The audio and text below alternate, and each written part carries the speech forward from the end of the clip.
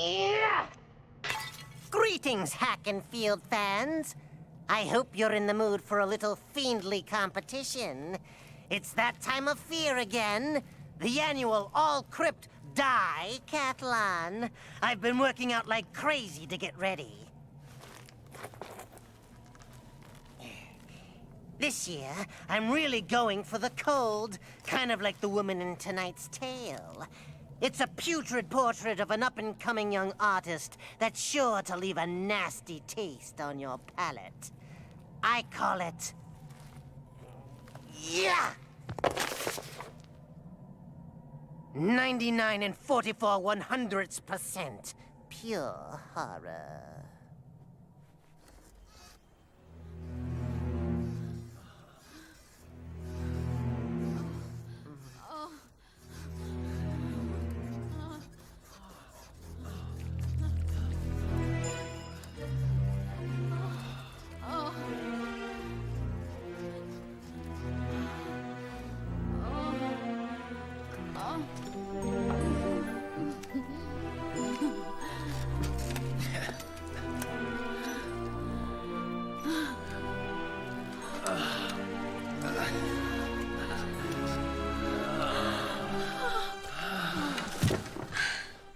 Get out. What? Get out. My husband will be home soon. I wasn't finished. Ask me if I care. How can you say that? Well, you told me I was special. I lied. Go home. Will I? I love it when you beg. Okay. I tell you what. I'll give you a couple minutes to do what you gotta do in the bathroom, and then you're out of here. And tomorrow, don't be late.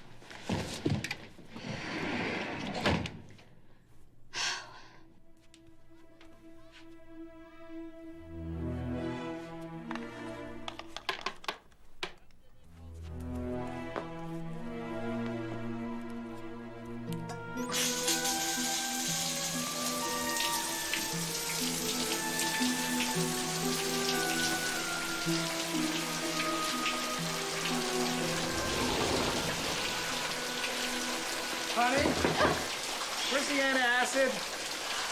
They're in the kitchen. You're gonna OD on those things. Hereditary. Would you mind not throwing your soiled clothes on the floor? It's gonna stain the carpet. Wonderful, Liz. And you come to criticize me in the shower? No, I'm sorry. We'll start over. Mind if I join you? Yes, I do mind.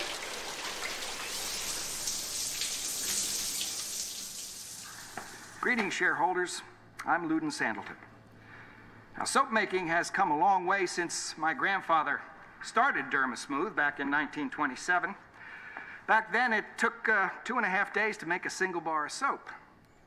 But today, with a single flick of a switch, the patented Dermasmooth Soap-O-Matic 5000 can heat, blend, cool, and package an entire case of soap in less than 8 minutes. Also, in the old days, most companies rendered animal parts for their products, but not Dermasmooth. There are over a dozen kinds of acids in animal parts, including hydrochloric acid. Think about it. Would you want the stuff that digests food in your stomach doing the same kind of thing to your face? That's why for the past 70 years, Dermasmooth has been all natural and cruelty-free. But enough about the past. Let's talk about the future. Bravo. They're showing it at the shareholders' luncheon next week. So, where's the future? We haven't shot it yet. We got problems. And sales are at an all-time low. You're the president, Lou. Fire someone. Yeah, well, we've been doing a lot of work getting ready for the luncheon, and market research indicates that your designs aren't scoring the kinds of points that they used to. Fact. This design made Dermasmooth the #1 shampoo. Well, nobody's saying that your work isn't good. It's just, it's not very fresh. And, So, this is why you're so excited to see me doing my own stuff, huh? Well, don't take it personally. I mean, the board of directors wants to scrap all of the existing artwork. They want an entirely new look for Dermasmooth. I think it's a great idea. You do? Absolutely. I mean, my designs have been copied so much they are old news. So when is the shareholders meeting? Thursday. I'm really happy that you understand. Thursday. That gives me just enough time to give you your future. What? They want a fresh new look, let me give it to them. I'll wow them, Luden. You'll see. Welcome back. We are talking to the hottest artist on the scene today, Ronaldo Escarita. Ronaldo, when did you first make the transition from doing graffiti to more serious artwork? Hey, I don't use the G word, because that's like vandalism, you dig? I'm an urban guerrilla artist. It's like the city is my canvas, man. I'm just working on a smaller scale now. Bam! I call it welfare cheese. When is it time for me? Well, thank you so much. Right about now. You know my next guest from her provocative and controversial designs for Dermasmooth beauty products. Say hi to Willa Sandleton. Willa, thanks so much for joining us. So, now that Dermasmooth beauty products are no longer the flavor of the month, do you think your 15 minutes of fame are up? No. Actually, I am in the middle of redesigning the entire Dermasmooth line. Really? Yes. But what I'm really excited about is my new work. I feel like I've really grown as an artist, and I'd like to take this opportunity to debut my new art to the world, if you don't mind. This first painting, Oops, I call... actually, we're out of time, Willa. I'm so sorry. When we come back, you're going to be meeting some very special children. We're clear. Brian, we got tape on those retarded kids that draw with their feet. They're physically impaired, not retarded. Whatever. Excuse me. I thought you were going to show my work on the show. That's the reason I agreed to come on this program. Are you nuts? The network won't let us show that gory goop on the air. Besides, who'd want to look at that first thing in the morning? Ronaldo, thanks for coming on the show. Hey, Can't right on. wait to see yours. Right on.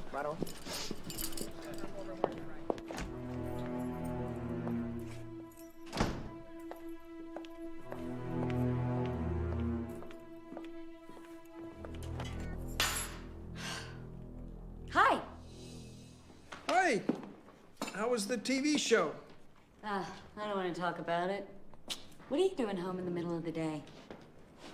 I need to talk to you about the shareholders' luncheon tomorrow. Oh, great. Because I have just finished with the last set of designs, and I'm afraid we're not going to be able to use your stuff. Why? Why not? You don't like them. No, it's not that. Damn it, Luden. I created an image for your stupid company. You know, I turned it around. I think you owe me. It was just business, Willa. Then treat it like a business. Test the damn things. I have worked round the clock for 5 days straight. I think you could do a regional test. Something? No, I'm sorry, but we've just closed a deal on an up-and-coming new artist. He's very hot now, and we're lucky to have him. Who is it? His name is Ronaldo Escarita. What? Ronaldo Escarita. You know him? He's a graffiti artist! Luden, I have studied. Do you understand me? Studied my whole life for this! Now, Willa, calm down. How dare you do this to me? I'm not doing anything to you. Look, it's not the end of the world. You can do your own work full-time now. Oh, yeah? Who's gonna buy my paintings, Lude? You! Willa, there's a silver lining here. Are you kidding? Well, I'm concerned about us, about our marriage. Now, I figure between taking the pressure off of you and getting past the board of directors meeting, we'll have a chance to spend a little time together, you know? Maybe take that trip. Don't touch me. I'll go to a marriage counselor. I'll do whatever you want. Give me my job back. Well, that's not going to happen. Fine. I want out. What are you saying? I want a divorce, you idiot! I don't care about this relationship. I never have. Sorry. That's just the way it is. And if I can't put my drawings on your stupid soapboxes, well, then I'm just gonna take your money. Half. Half sounds good to me. I'm entitled to it.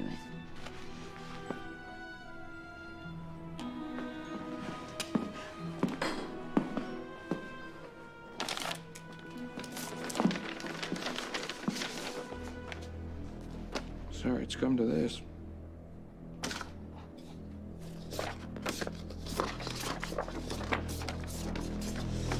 You son of a bitch! Well, that's good. You let your anger out. No, I did. No, I realize that I'm probably as much to blame for this as you are. Now, Willa, listen, let's start over again. We'll erase everything. Let's give it another chance. What do you say? You are such a wimp. Well, maybe, but I'm not gonna let you go. Well, come on. We used to have some fire in the past. Let's bring it back. I'll give you fire, Louie. Well, Sorry, Lou. But you got me on a bad day.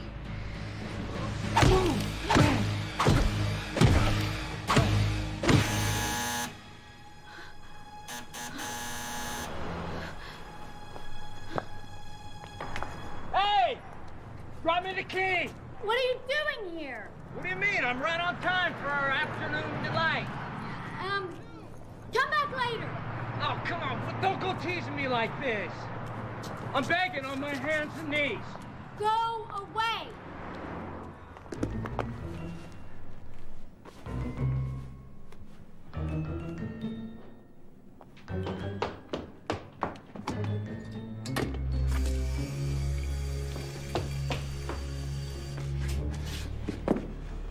I'll bark like a dog if you want.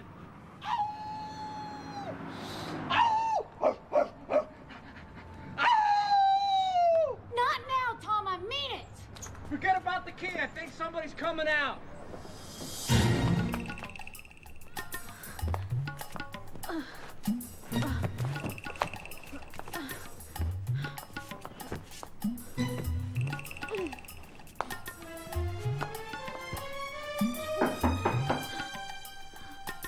Hey, babe, open up.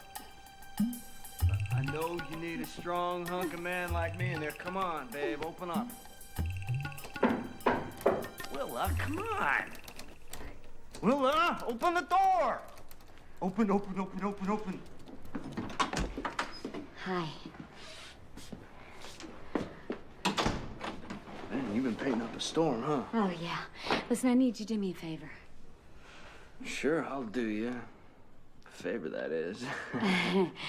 I need you to come over here and help me get this carpet into the car.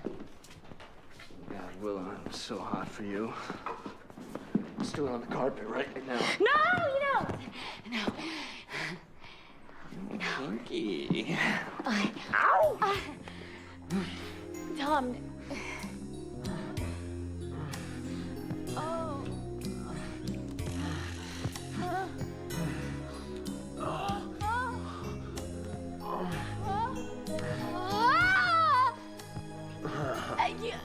Wait. We'll pick this up later, baby. Okay. Could you go get me some aspirin? They're in the bathroom. I got a headache.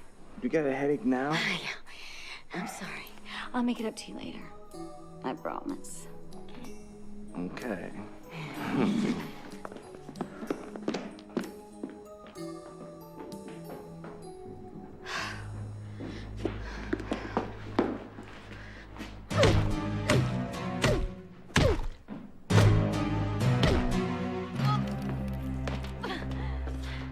What's this?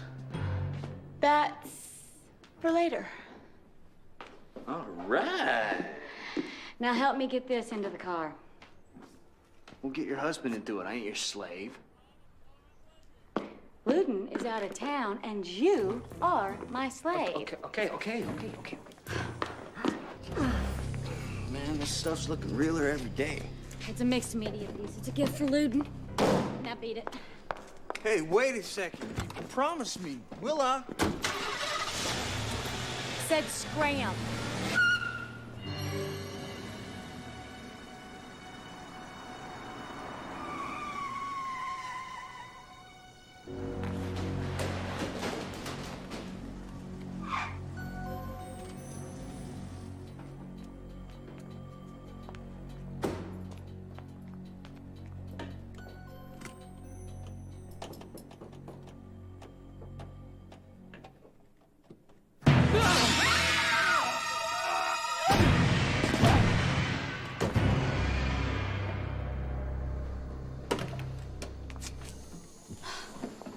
Gee, Lou, you were never this lively before.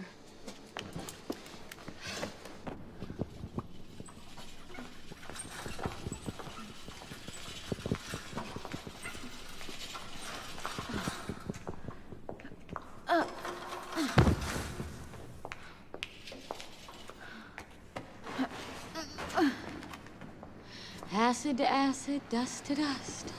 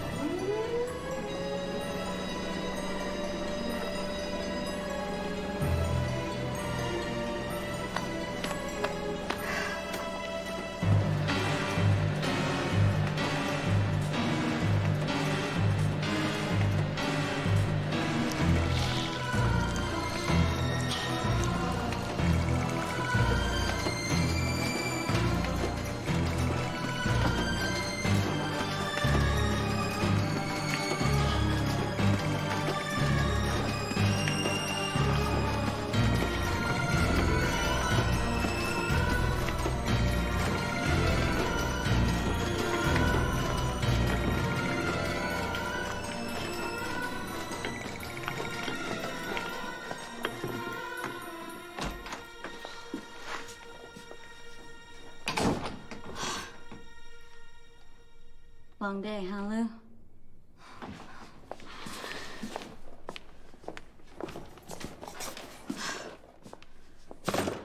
Hey, Lou. You don't mind if I leave this there? Or how about these here? Or how about this there? Come on, Lou. Let's go have some fun.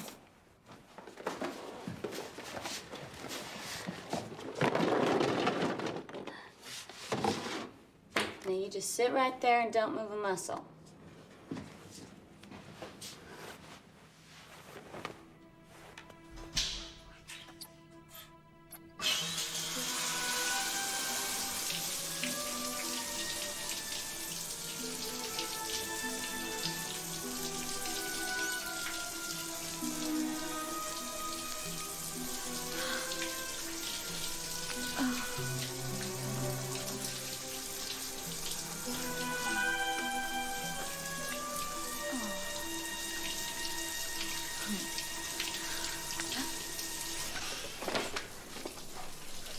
You always wanted to shower with me, Lou. Here's your chance.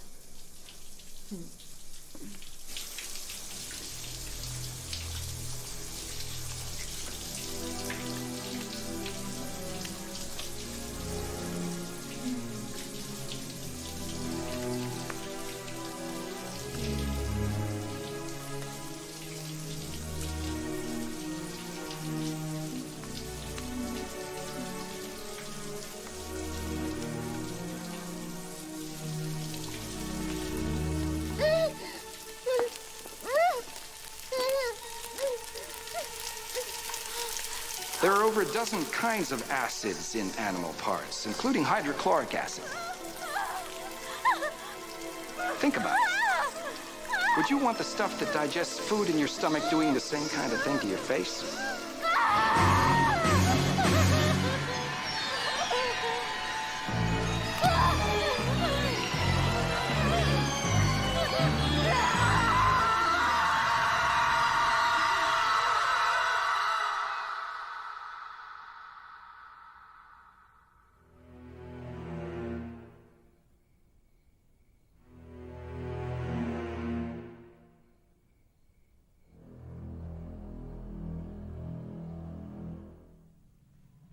Looks like Willa's changing her school of painting from Art Nouveau to Ghost Impressionism. That'll get her into Ooze Who. Okay, kiddies, it's time for my big event. Wish me luck.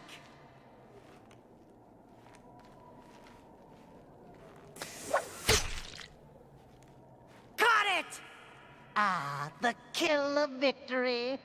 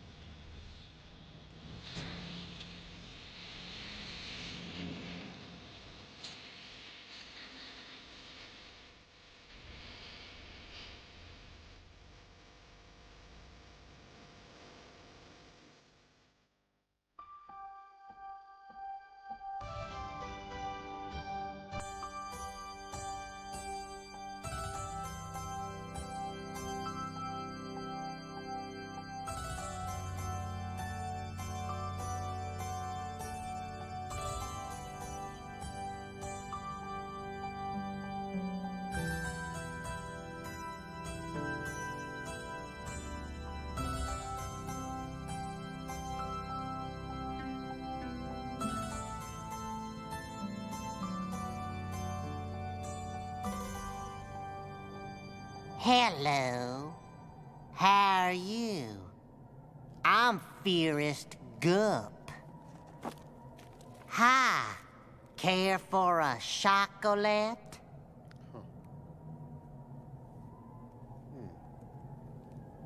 You sure?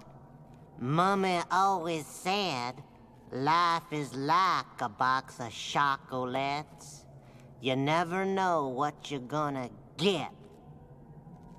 Sometimes you get a fudge scream. Sometimes you get new guts.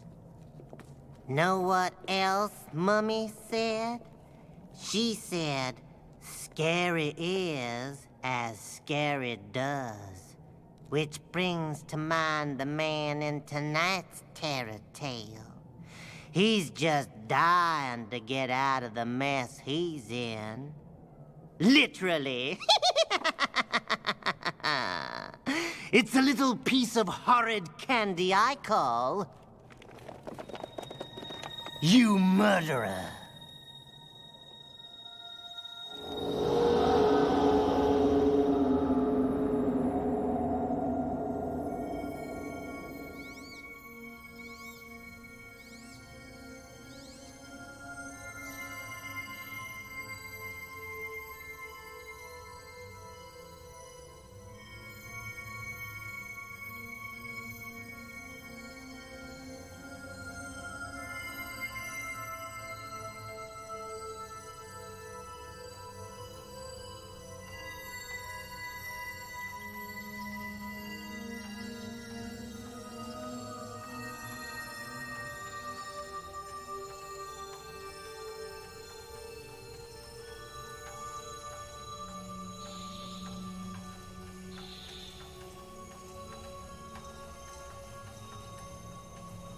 They say when you die, that you're supposed to see this intense white light.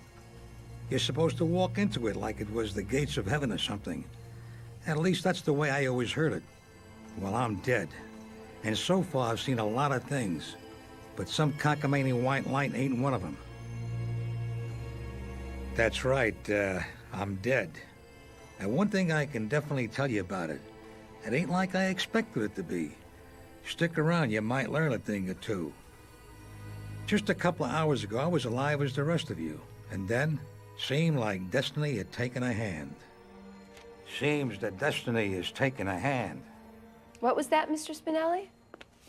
It's destiny that today of all days, you, doll, have come up with the campaign that's going to save this company. What was that slogan again? Here's looking at you, kid. I like it, Erica. It's got a familiar ring to it. Thanks, Mr. Spinelli. Now, the way the campaign will work is this. Let me just make sure everything's... Thanks, Jimmy. Okay. The first billboard will say, here's looking at you, kid. Spelled E-W-E. Then... That's pretty good, baby. Here's looking at you, kid. You know, kid. Go. Sure, that's swell, Erica. Okay, and the third one. Hair's looking at you, kid. That's good, very good. I like it. Geez, is that the time? It's 9:30. Mr. Spinelli, called for you on 3. It was hard to hear, but I think they said it was Oscar. Oscar, huh? Mm-hmm. That's strange. Excuse me, everybody. I'll be right with you. Certainly. No problem.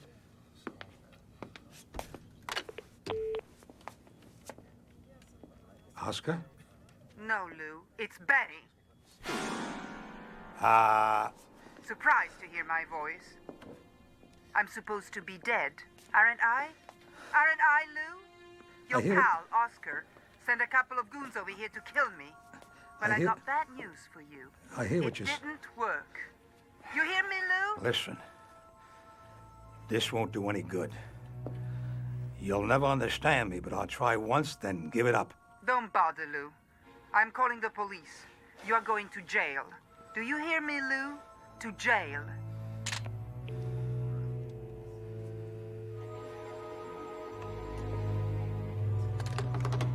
Lou, are you okay? Lou? Yeah, everything's all right, Erica. Just a little emergency at home, that's all. Mr. Spinelli. Yeah, everything's okay. Mr. Spinelli, are you all right? Everything's fine, Erica.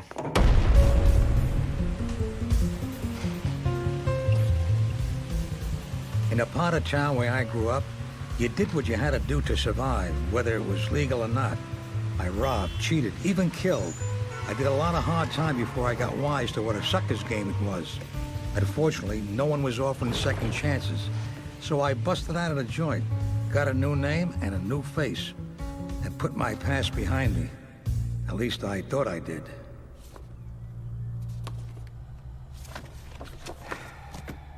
She knows? Yeah, she knows. What makes you so sure? Somebody sent her those pictures in the mail. She knows all about me. Who I was, what I've done, the whole rap sheet. And there's only one other person in the world who knows the words to that song. Is that a joke?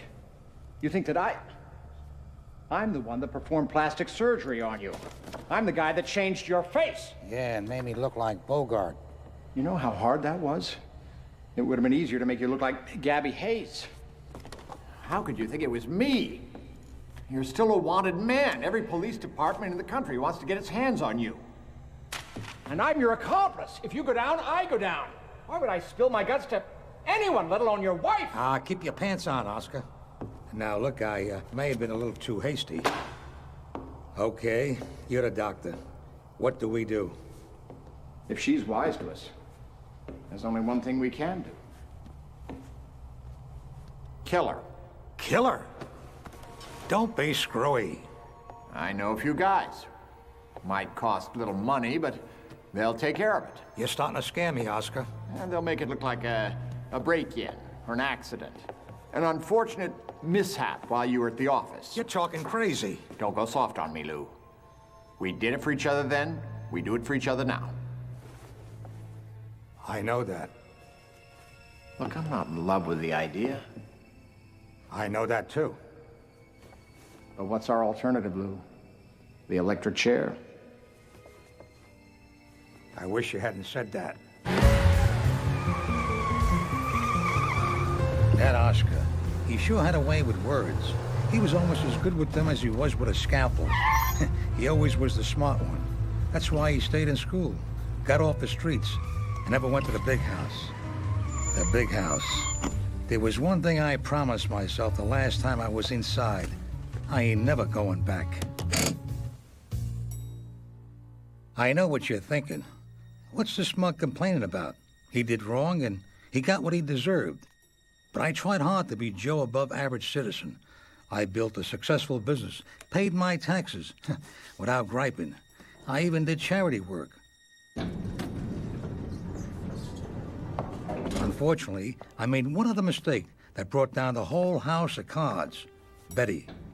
I'd married a monster, and no matter what little good I did, she was determined to punish me for saying I do.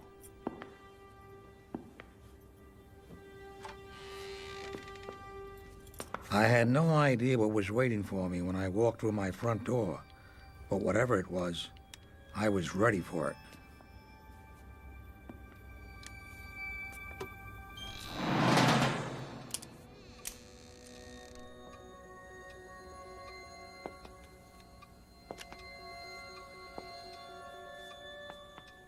My senses weren't just tingling, they were chiming like church bells. But where were the cops? Where the hell was Betty?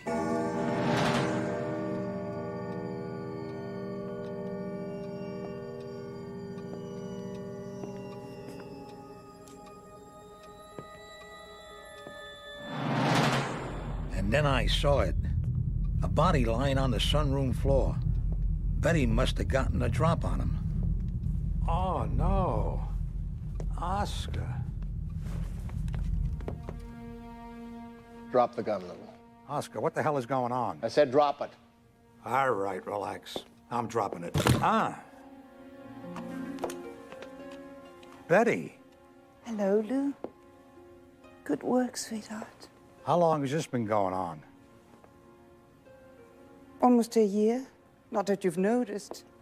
But what the hell is one of the things that I came to love about you? That and your predictability. I told Oscar you were going to be here in 8 minutes, and you made it in 7.5. Pretty good time for a man who's about to kill himself. Get up. Kill myself? Go on, get up. Now, why would I do that? Over to the couch. Hey, that's a good-looking rod you got there, Oscar. Move it! But I got a feeling it ain't your finger on the trigger, is it? I'd been set up, and the plan was a beaut. Hell, it was perfect. You could sure make a case that I had every reason to kill myself. They even found an audience for me. Are you okay, Lou? Was there anyone in that boardroom who didn't think my whole world had just come to an end? Let me tell you, sweetheart, they had me. I'm disappointed, Oscar. It's one thing when your wife double-crosses you. You expect that. But your best friend? Now that hurts. And I thought you had class. Relax, honey. Don't let him rile you. You'll be pleased. Your suicide note is rather eloquent. I almost cried when I wrote it. I'm touched. You know you won't get the life insurance if I kill myself. I know. That's the million we have to do without. Isn't that right, honey? There's no point in being greedy. I'm gonna call the car.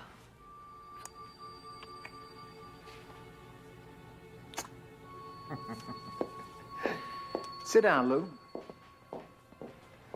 I said sit down. Here. Have a drink.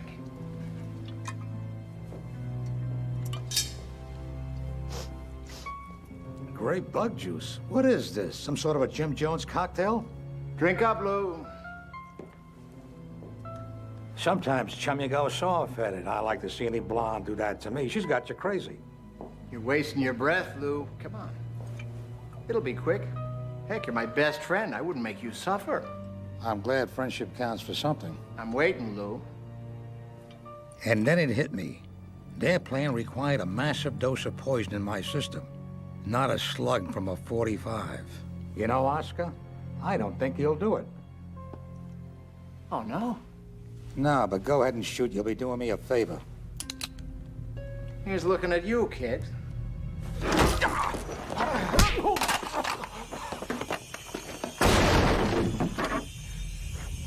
Nice move, Lou. You learned that in prison?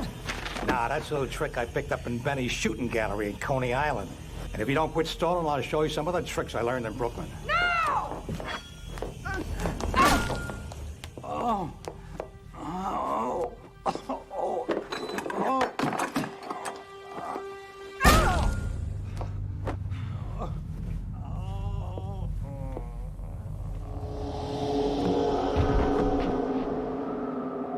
that first moment, with the whiteness all around me, I felt kind of peaceful.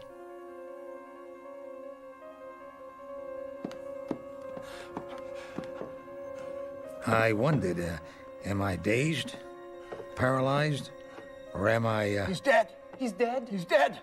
Are you sure? No pulse. No breathing.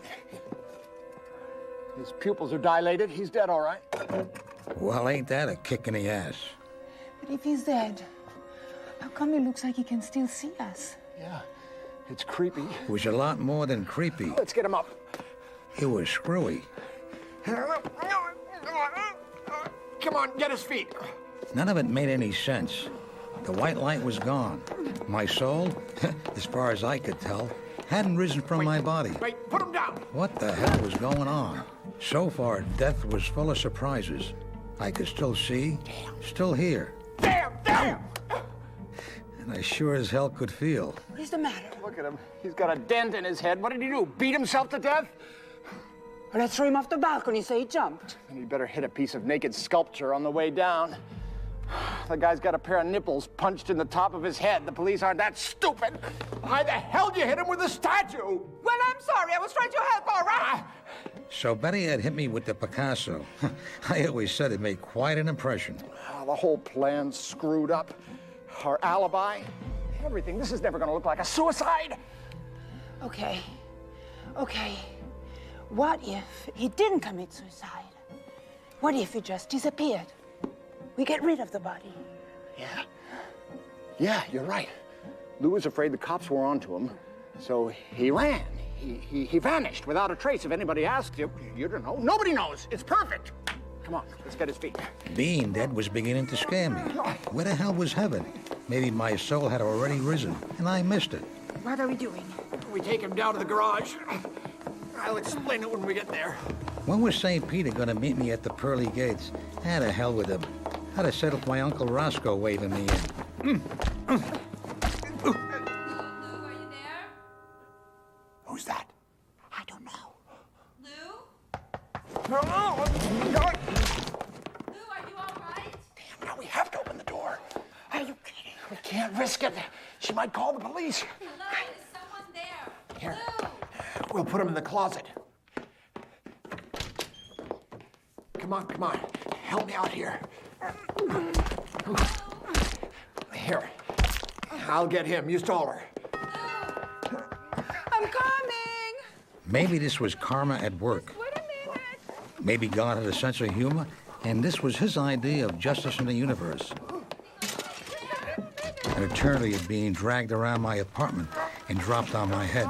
If that was how death was going to be, I thought, I'm gonna kill myself. Okay. Open up. Erica, what a surprise. What are you doing here? It was Erica, all right. Okay, I heard a crack. Right on cue. I tripped on the stairs, knocked over a lamp, and broke a coffee table. I don't believe we've met. I'm Oscar Charles. I'm a friend of the family. Is Lou here? I'm right over here, sweetheart. Hanging in the closet like a side of beef. He left the office in such a state. We're all very worried about him. We haven't heard from him. Actually, we were hoping that you could tell us where he is. When I spoke to him this afternoon, he seemed very upset about something. Well, wait a minute. You're Oscar? Yes? Well, just before Lou left, he got a phone call from somebody named Oscar. Oh, that phone call. I was calling Lou to tell him that someone was inquiring about his medical records, some gentleman from the FBI. FBI? FBI? Betty, I think we should tell her. Tell her what? Tell me what? Apparently, Lou is not the man we all thought he was. He's a criminal on the run from the police. Yeah. When I told him that the FBI was asking questions about him, he flipped. Why don't you go on back to your office in case Go Lou to your tries office. to That's a contact good you. idea. Betty and I We'll are call going you to go as to the soon police as we and see know if there's anything something. that they We know call you about him. immediately. This being dead was starting to give me a real headache. Lou, you bastard! You are having an affair with her. Here, we'll put one of these on his head. It'll hide the dents. He was having an affair with her. I could see it in her eyes. Forget about it. We gotta think about getting him out of here. Oh, Oscar. I don't know what's right any longer. You have to do the thinking for both of us. Kiss me. Kiss me as if it were the last time. I can't believe I'm listening to this.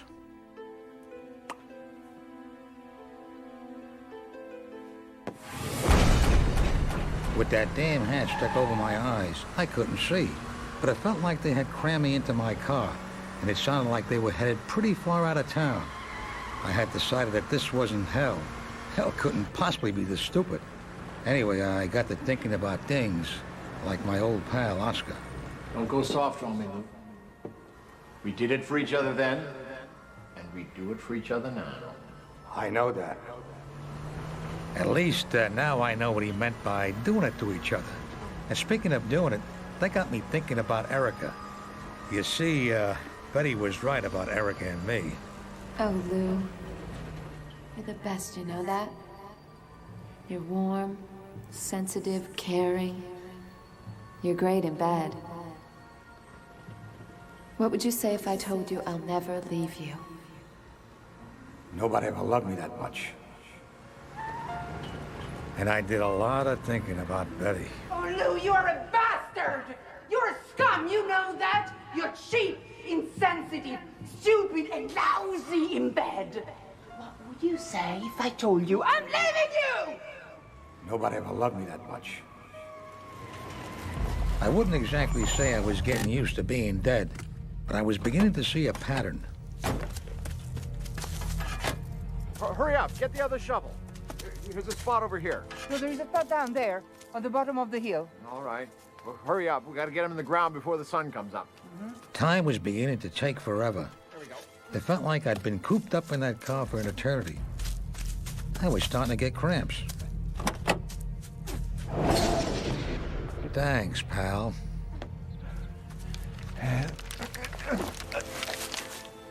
Nuts. Rigor mortis. And let me tell you, it's no picnic.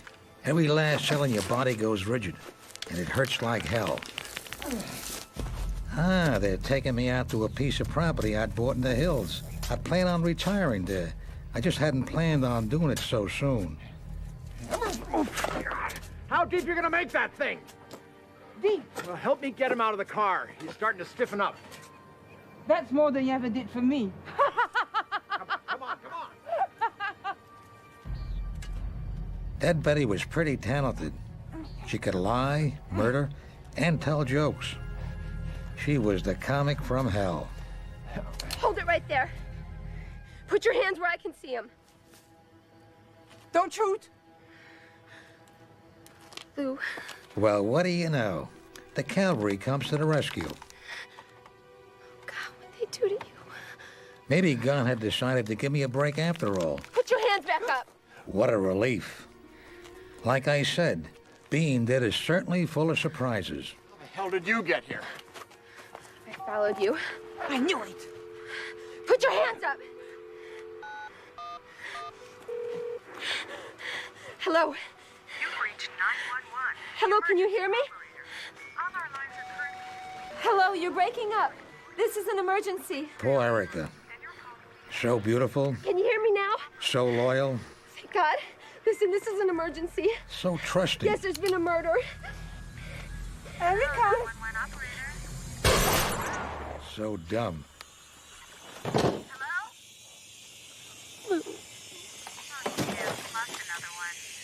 Yes!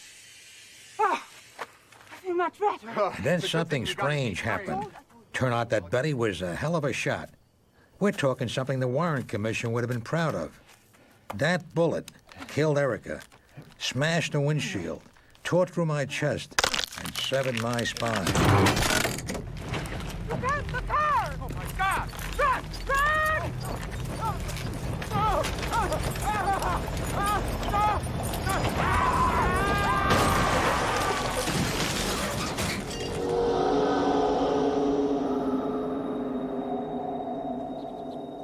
So, where was I? Oh, yeah, the things you learn when you die. Did I mention about the light yet? Well, I'm still waiting to see that big, bright light.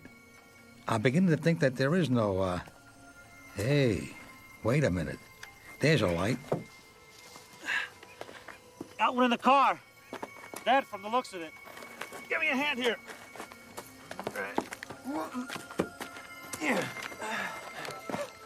Well, well, well.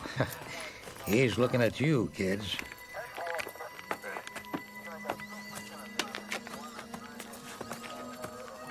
Yeah, well, this whole dying thing isn't what it's cracked up to be. First, there's all this talk about the light. Now, there's no damn light. It's all a bunch of crap. Then there's the pain and suffering. Ow! Now, that's for real. It never stops. It just gets worse. And in the end, all you really have to look forward to is, Haven't I seen this guy someplace before? Nah. But what the hell? You'll find out soon enough.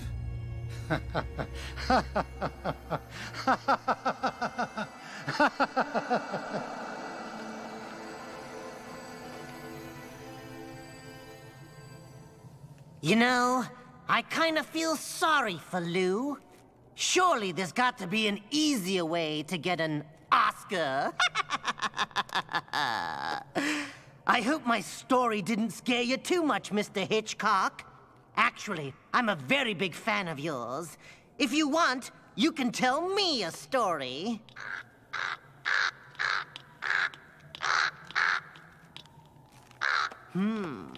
I guess he knows the pecking order now.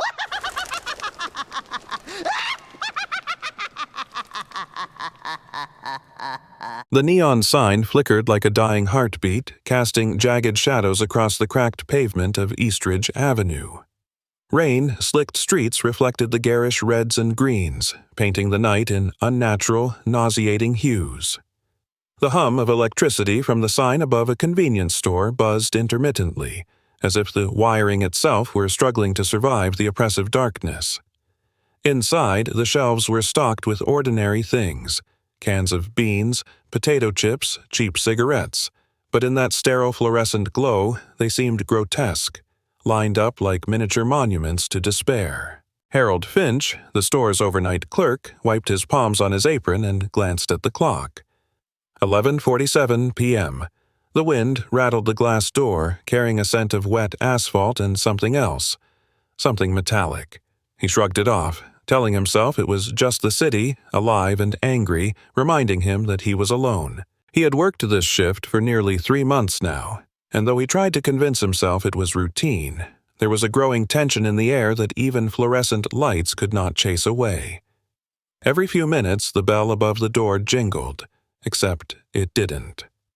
It was a faint, echoing chime, almost as if the sound was delayed, bouncing off walls that weren't really there. The sensation made Harold's teeth clench. A man entered, dripping wet, his coat plastered to his body like a second skin. He didn't look around, didn't speak, just moved straight to the counter. His face was obscured by the shadow of a hat, but Harold could sense the unnaturalness of him, the way he carried himself, fluid and deliberate, yet somehow wrong. "Evening," Harold said, forcing a smile. The man didn't answer. He placed a rectangular object on the counter. Harold leaned forward. It was a box of cereal. 99 and 44 100% pure horror, emblazoned in bold letters, the font dripping as if painted with blood. The illustration on the box was a cartoonish monster, its grin impossibly wide, teeth sharp and gleaming. Harold laughed nervously. "That's a new brand? Never seen it before." The man tilted his head slightly, and Harold noticed something uncanny. The man's shadow didn't fall on the floor. It lingered, twisting and bending in ways that defied physics. The shadow's edges shivered as though alive. The man spoke in a voice that sounded like gravel and distant thunder. "Open it!" Harold froze. The fluorescent lights flickered. For a moment, it felt as if the entire store had been sucked into a vacuum, the sound of rain outside swallowed by an eerie silence. But curiosity, tinged with fear, clawed at him. He picked up the box. It was heavier than expected. He tore the cardboard open, revealing individually wrapped cereal bags. They weren't ordinary cereal. Each piece was black, glistening, and pulsating slightly. They seemed to breathe in his hands, tiny exhalations of smoke curling upward. A sweet, acrid smell rose from them, like burnt sugar mixed with iron. Harold's stomach turned, but he couldn't look away. The man's shadow seemed to inch closer. "Eat one," the man said. Against every instinct, Harold picked a piece and placed it in his mouth. The flavor was intense. Sweet, sharp, metallic, and utterly wrong. It burned the inside of his mouth with pleasure and pain simultaneously. His vision blurred, the fluorescent lights stretching into long, angry streaks. The walls seemed to pulse, the store expanding and contracting like a living lung. And then he saw it. In the reflection of the glass door, the aisles behind him were no longer filled with ordinary shelves. Instead, the items writhed, screaming silently. The cans of beans had eyes, staring at him, pleading. Potato chips shifted as if crawling toward him. He wanted to scream, but no sound emerged. The man leaned closer, whispering in a tone that seemed to echo from everywhere and nowhere. "Once you taste it, there is no turning back." Harold stumbled backward, dropping the cereal. The bags burst open upon hitting the floor, and the pieces spilled across the linoleum. They rolled toward him like insects, pulsating, calling to him. And then the floor itself seemed to breathe, exhaling a cloud of black smoke that rose in thick coils. Harold inhaled against his will.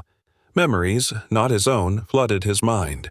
Faces twisted in terror, screams echoing in endless corridors, skin peeling like paper. The world fractured. The ceiling became a jagged mouth, swallowing the fluorescent light.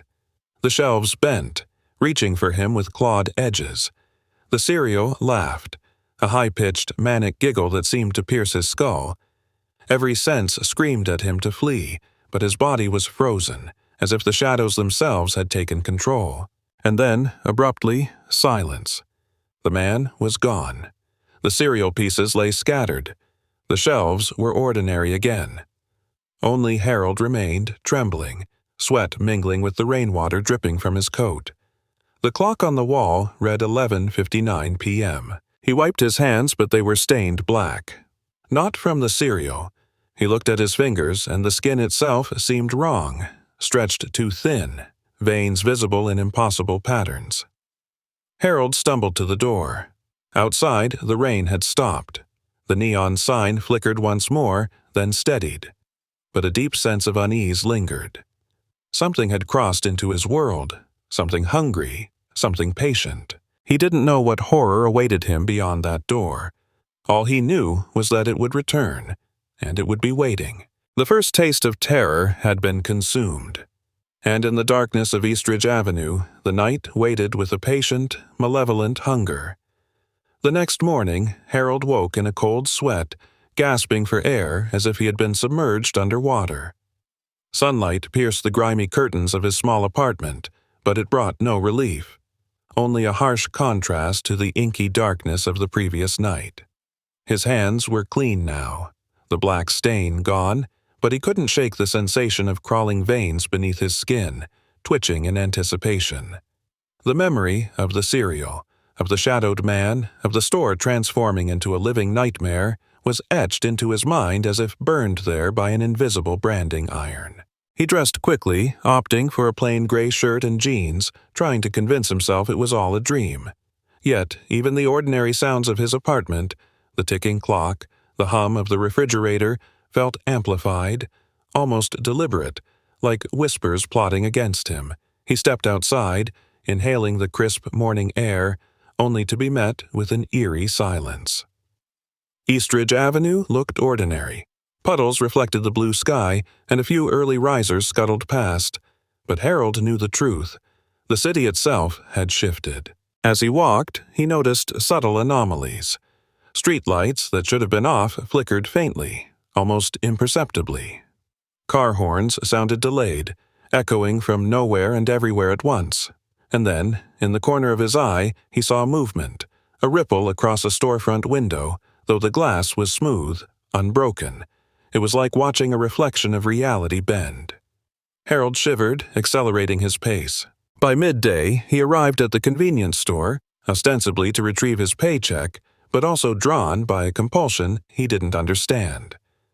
The door creaked as he entered, and the familiar smell of stale coffee and cleaning chemicals greeted him.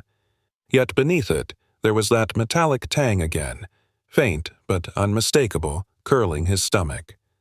The store appeared normal. No shadowed man, no writhing shelves. Just Harold, surrounded by the mundane and the box of cereal, now neatly stacked on a shelf near the register. He froze. The packaging glistened in the harsh light, black and sinister. Something inside him, something primal, insatiable, whispered to pick it up. His fingers trembled as he reached for the box, and for a moment he imagined the cereal's grotesque pieces pulsating, alive and hungry. A voice behind him made him jump. "You shouldn't have come back." It was a soft voice, almost teasing, feminine yet hollow. Harold spun around. There was a woman in the aisle, her hair long and wet as if she had just walked through a storm. Her eyes were impossibly black, like pools of ink, and her skin seemed to shimmer unnaturally in the fluorescent light. I was just... Harold stammered, unable to find words. "You've tasted it," she said, her lips curling into a smile that felt like a predator's promise. "And now you're marked." Harold's heartbeat quickened. "Marked? I don't understand. It's just cereal. It's..." "Don't lie to yourself," she interrupted. "You know better. You felt it, didn't you? The hunger, the pull, the way it changes you." He shook his head. "It's nonsense, just a dream maybe, or sleep deprivation." The woman stepped closer. Harold noticed her shadow now. It moved independently, stretching toward him, thick and crawling like ink poured on water. Fear gripped him. He tried to step back, but his foot caught on a stray display stand. The cereal boxes rattled as if shivering with anticipation. "I can help you," she said suddenly, softer now, almost coaxing. "But first, you must come with me." Before he could respond, the lights flickered violently. The store seemed to exhale, the walls expanding and contracting subtly. Harold felt a pull, like gravity itself had shifted, directing him toward the woman. Against his will, his feet carried him forward. Every instinct screamed to run, yet he moved, drawn into the aisle where reality itself seemed to fray. Suddenly, the ceiling dissolved. Light and shadow swirled together, forming a vortex that made Harold's stomach churn. He felt weightless, suspended between panic and curiosity. And then he was somewhere else. The store, the street, the city, all gone. He stood in a vast, featureless expanse, gray as ash, stretching infinitely in every direction. The woman hovered before him. "Welcome to the threshold," she said. "This is where the horror begins." Harold looked down and saw his own reflection in the ashen ground. But it was wrong. His eyes were black, veins dark and vivid beneath the skin. His hands twitched of their own accord, fingers elongating slightly. Panic surged, but he was too mesmerized to move. "Why, what is this?" he whispered. "This is the world between worlds," she said, "where your fear becomes reality. Every choice you make, every craving you indulge, every shadow you feed, it shapes what you are and what you will become." Harold stumbled backward. I don't want this. I didn't ask for this." "You did when you tasted it," she said calmly. "There is no going back, Harold. You are a part of it now. The cereal, the hunger. It isn't just food, it is an invitation, a contract. Pure horror, distilled into a form you could digest. And now you belong." The ground beneath him rippled, and from the gray nothingness, forms began to emerge. Twisted shapes, humanoid, but grotesque. Faces that were human yet distorted. Mouths stretching far too wide, eyes unblinking and empty. They drifted toward him, not with malice but with expectation, as if they knew he had come to join them. Harold's mind raced. He wanted to scream, to flee, but the threshold resisted. It was as if the landscape itself fed on his fear, reinforcing every shadow, every twisted angle of the horizon. The woman extended a hand. "Come," she said. "Learn what it means to consume horror, to become 99 and 44 100% pure." Something deep inside him, a part he didn't recognize, stirred. The metallic sweetness of the cereal returned in memory, sharp and compelling. A thrill of anticipation, mingled with terror, surged through his veins, and before he realized it, he took her hand. The world shifted again. The gray expanse twisted into corridors, long and narrow, walls dripping with an oily black substance. Whispers echoed from behind every door, promising delights and terrors in equal measure. Shadows slithered across the floors like living snakes. Harold walked with her, each step feeling both inevitable and horrifying. They came to a door at the end of the corridor. The woman pressed a hand to it, and it opened silently. Beyond it lay a room filled with mirrors, each reflecting a version of Harold, but all wrong. One had eyes where its mouth should be, another had hands fused into claws, another appeared to be laughing silently at him. "This is only the beginning," the woman said. "Every reflection is a choice, a possibility. Some are yours, some belong to the others who have tasted the cereal." Harold stared, trembling. He felt the pull again, the insistent hunger, the desire to see, to know, to understand, to become. And in that moment, the mirrors shimmered, rippling like water, showing visions of horrors beyond comprehension, halls filled with screaming faces, forests of writhing shadows, skies raining teeth. A deep, resonant voice boomed from the mirrors themselves, vibrating through Harold's chest. "Consume, accept, transform. There is no escape." Harold's knees buckled. He wanted to flee, to hide, to refuse, but every instinct, every desire, every dark thought he had ever suppressed surged forward, aligning with the strange, alien rhythm of the threshold. He realized, with a mix of fear and exhilaration, that he was ready, or, perhaps, that he had no choice. The woman stepped aside, letting him approach the mirrors. Each reflection seemed to reach for him, beckoning him to step through, to dissolve the barrier between his world and the horror beyond. And as Harold moved forward, he felt the pulse of something immense and unknowable, the heartbeat of pure terror, syncing with his own. The first step into the mirror was cold, shocking, a jolt that tore his senses apart. Colors bled, sound warped, and his body felt both immense and infinitesimal at the same time. The corridors of the threshold stretched endlessly, each turn revealing new, unspeakable shapes. And the whispers. Always the whispers, promising pleasures and pain in equal measure, reminding him of the cereal, of the man, of everything he had ever feared and desired. Harold's heart pounded, a wild rhythm in the cacophony of distorted reality. He realized he had crossed a line, one from which there would be no return. And yet, amidst the terror, a part of him thrilled at the raw intensity, the pure, unadulterated horror that consumed every corner of the threshold. The journey had begun. The horror had begun, and Harold was ready to embrace it. Harold stumbled forward into the mirrored corridor, each step magnifying the unease that had been festering within him since the first taste of the cereal. The reflections twisted and warped in impossible ways.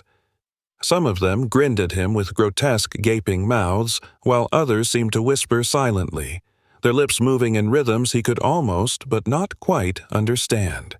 He reached out to touch one of the mirrors, and it rippled like water beneath his fingers, sending a shiver up his spine. The reflection didn't just mimic him. It moved ahead, as if it were aware, anticipating, guiding him deeper into the threshold. The woman who had brought him here followed silently, her presence both comforting and unnerving. Every so often she would glance at Harold, her black eyes gleaming in the fractured reflections. "Fear sharpens perception," she murmured, "but indulgence hones the soul." Harold wanted to ask what she meant, but he found his voice had fled. Words felt inadequate in the face of this reality.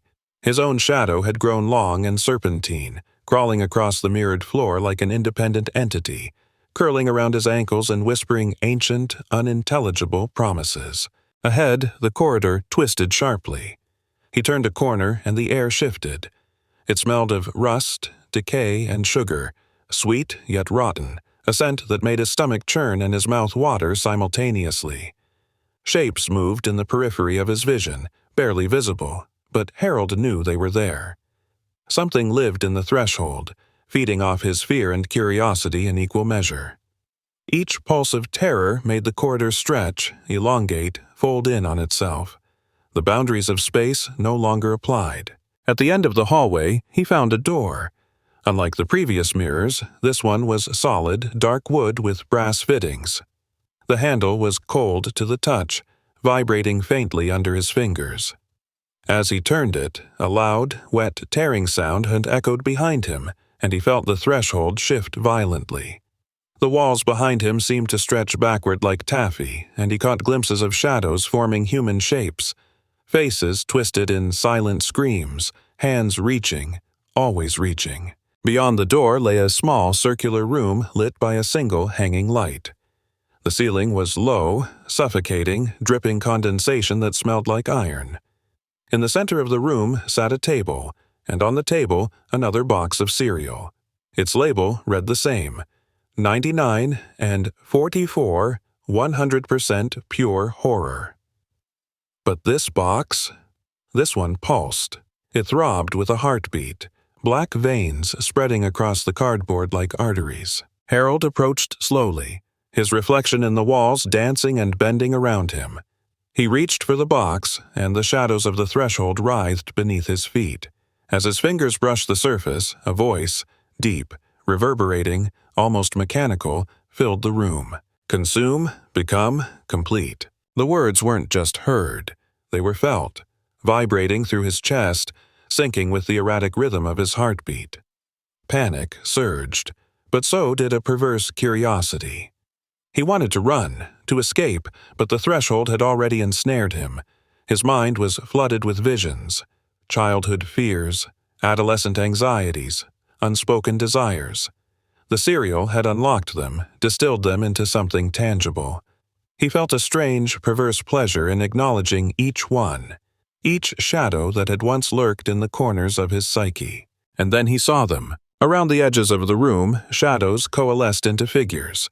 They were humanoid but wrong, stitched together with parts that shouldn't exist. Fingers too long, eyes where ears should be, mouths sewn shut. Their movements were jerky, unnatural, like marionettes with invisible strings. But their eyes were fixed on him, unblinking and insatiable. They wanted him to eat, to partake, to cross the threshold fully. A voice cut through the oppressive air. "Do it," the woman whispered, stepping closer. Her hand hovered over the cereal. "Taste and the horror will flow through you. Deny it, and you remain incomplete, trapped between worlds." Harold's fingers hovered over the box. He could feel the pulse beneath the cardboard. He could almost hear it calling his name, enticing him, promising that ultimate liberation, the full embrace of terror, a life saturated with dread and ecstasy intertwined. The shadows pressed closer, their movements synchronized, whispering, nudging, guiding. He hesitated, but the memory of the first bite, the metallic sweetness, the rush, the overwhelming flood of fear surged forward. Desire overpowered reason. He tore open a bag, and the pieces spilled into his palm.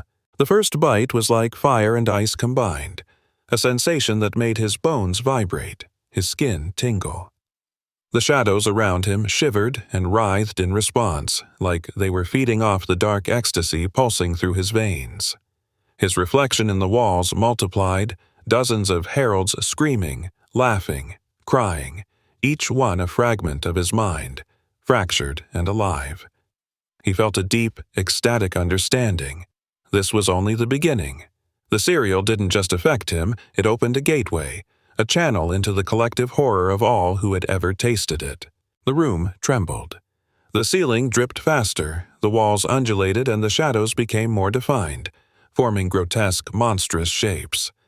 One stepped forward, taller than the rest, eyes gleaming with intent.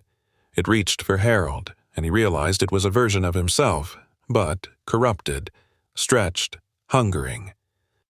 The reflection snarled and lunged, and Harold felt a strange exhilaration, a thrill at the confrontation with himself. He swallowed another piece, and suddenly the monstrous reflection dissolved into a cloud of black mist, absorbed back into the threshold. Harold realized something terrifying. The cereal was a test, a catalyst. Every bite reshaped reality. Every morsel fed the threshold, allowed it to grow, to manifest horrors, to refine him, to consume him, and simultaneously grant him power. He was no longer merely an observer. He was a participant, a contributor to the architecture of this nightmare. The woman's smile deepened, approving. "Yes," she murmured, "you are learning. You are becoming." A loud, wet thud echoed from behind the door. Harold turned sharply, and the shadows rippled toward him. Shapes emerged from the walls, humanoid yet fluid, dripping like wet clay, their faces contorted in expressions too horrific to fully register. The threshold had begun to bleed outward, and Harold could feel it reaching into places he thought were safe, expanding his awareness, forcing him to acknowledge horrors he had never conceived. And yet, amidst the chaos, there was clarity. He understood with a dreadful lucidity that the serial, the threshold, the shadows, all were extensions of a single principle. Horror was pure, distilled, and consumable. Fear and desire, terror and ecstasy, pain and pleasure, they were inseparable, indivisible.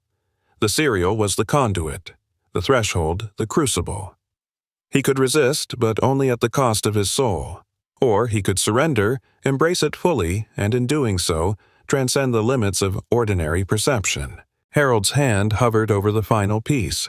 His mind screamed with instinctual terror, yet he could feel the undeniable pull, the intoxicating promise of becoming something greater, darker, more attuned to the raw essence of horror itself.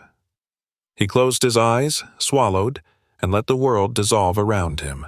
The room exploded into color and shadow, fire and ice, pleasure and pain, the threshold folding in on itself, expanding into infinity.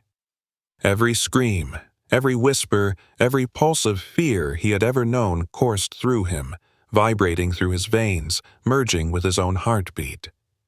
Harold felt himself stretching, breaking, reforming, dissolving, and reconstituting, all at once.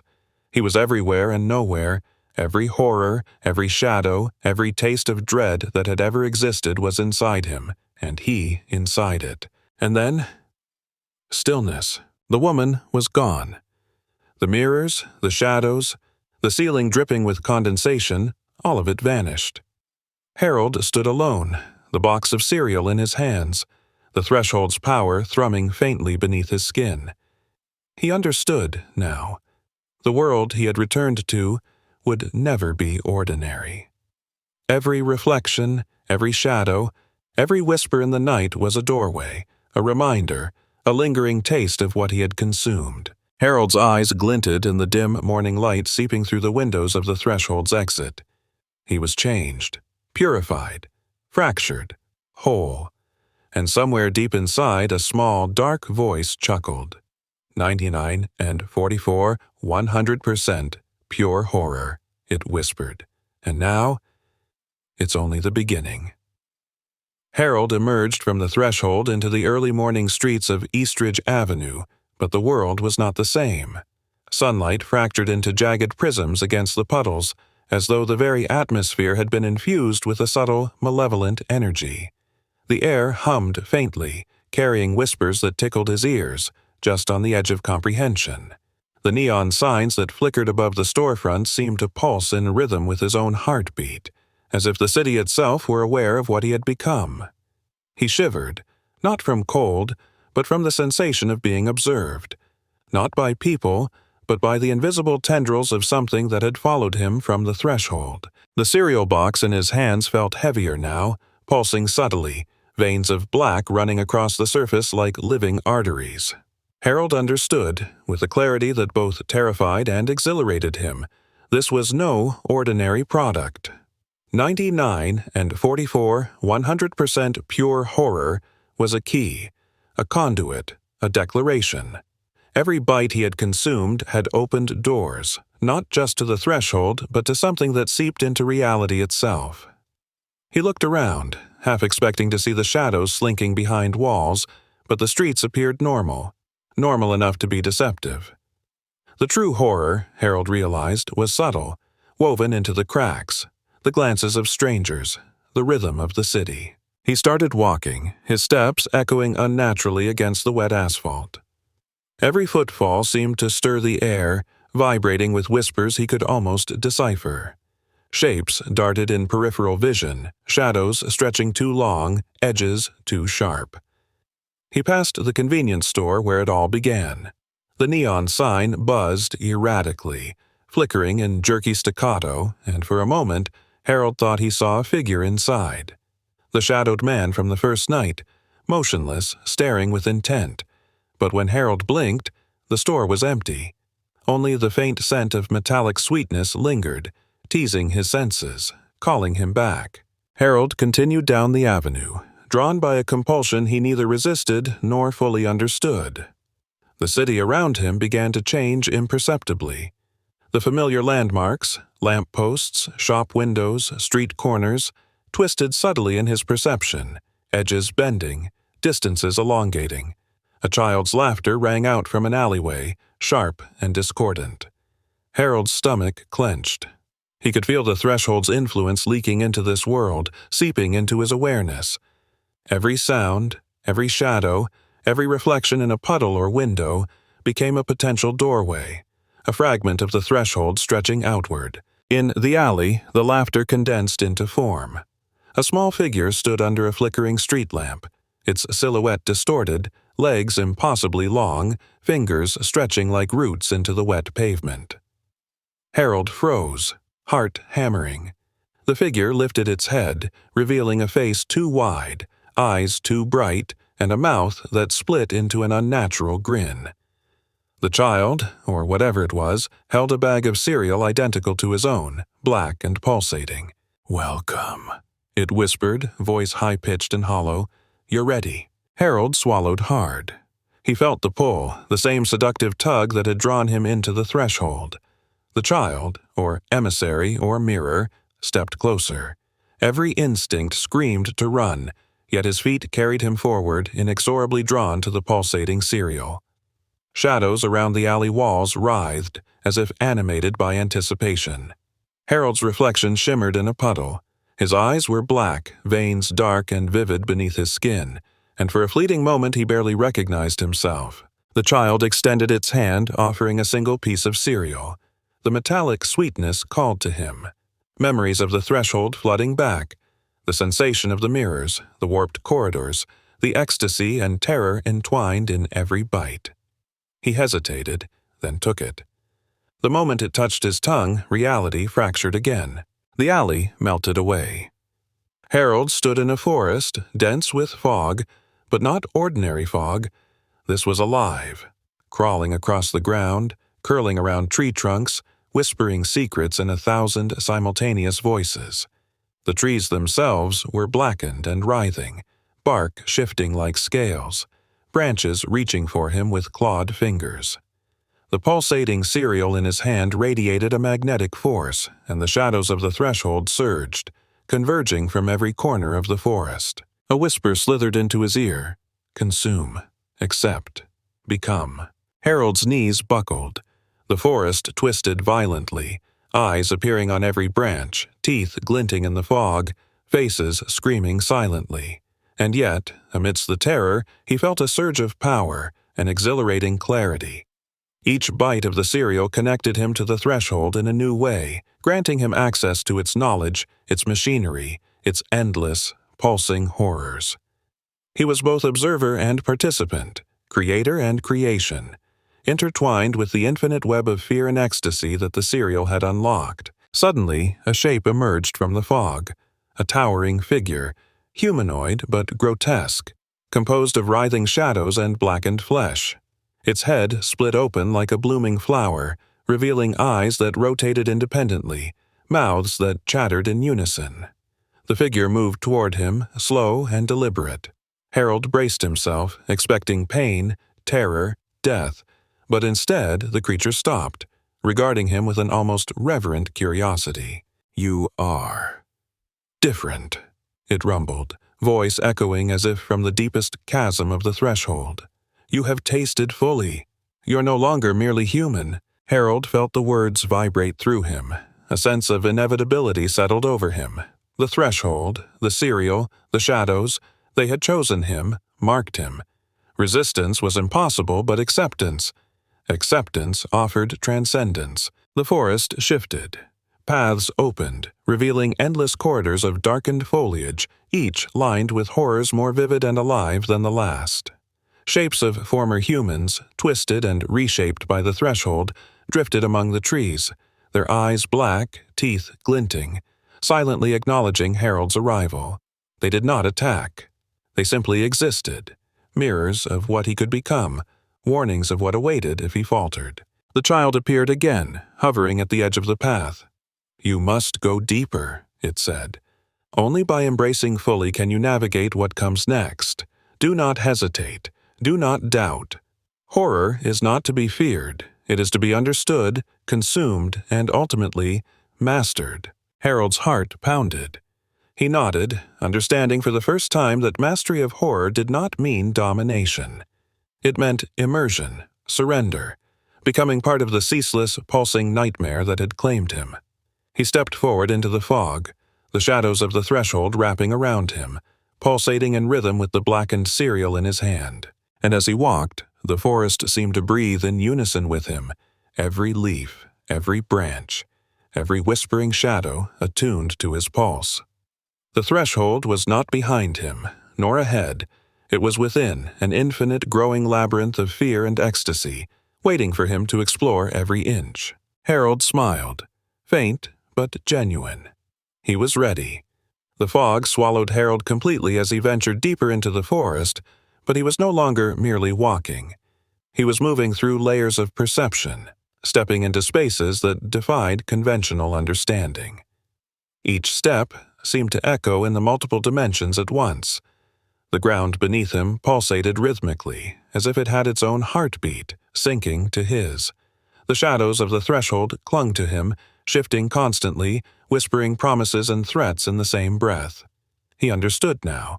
This forest, this threshold, was alive, not just with horror, but with consciousness. And it was aware of him, evaluating, testing, consuming pieces of his essence. A chill ran down his spine as he noticed the trees themselves were watching.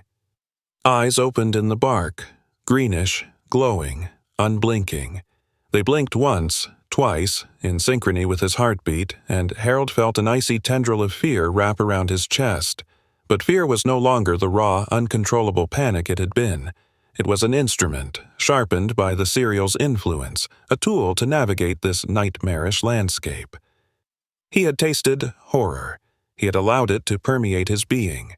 Now it flowed through him like a second bloodstream, guiding him, strengthening him, tethering him to the threshold. He moved cautiously, yet with an emerging confidence. Every shadow, every whisper, every distorted reflection of himself became a marker, a signpost pointing toward some unfathomable goal. And then he heard it, a faint metallic scraping. He froze. The sound was too deliberate to be random, too organic to be mechanical. It seemed to circle him, moving unseen, echoing through the dense fog. Harold's hand instinctively gripped the cereal box, and for the first time he realized it wasn't just pulsing, it was resonating. The vibrations amplified, reverberating through the forest, responding to the presence of something else lurking in the gray expanse. A figure emerged, tall and gaunt, its movements jerky, like a marionette jerked by invisible strings. Its face was hidden beneath a hood, but from beneath the shadow, 2 eyes glowed faintly crimson. It spoke without moving its lips, a soundless voice that entered Harold's mind directly. "You have trespassed, mortal. You have tasted the essence. You are not yet complete. Follow or be consumed." Harold felt a shiver run through him, but not of fear alone. There was a recognition, a strange curiosity, a call to explore the unknown.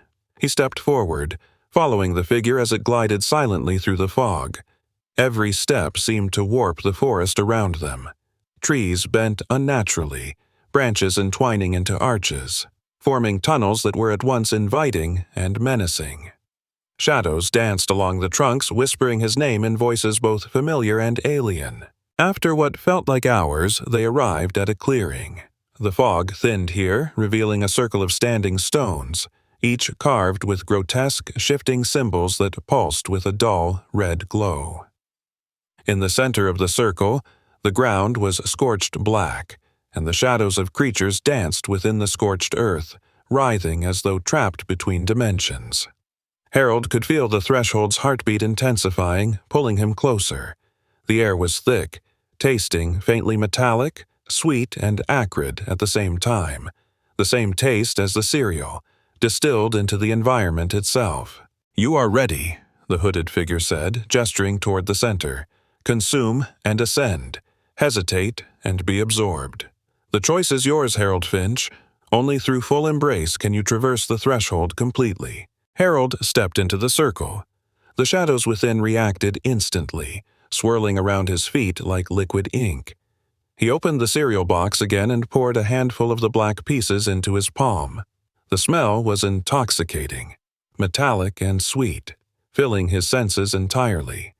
He brought a piece to his mouth, hesitated only a moment, and then swallowed. The effect was immediate.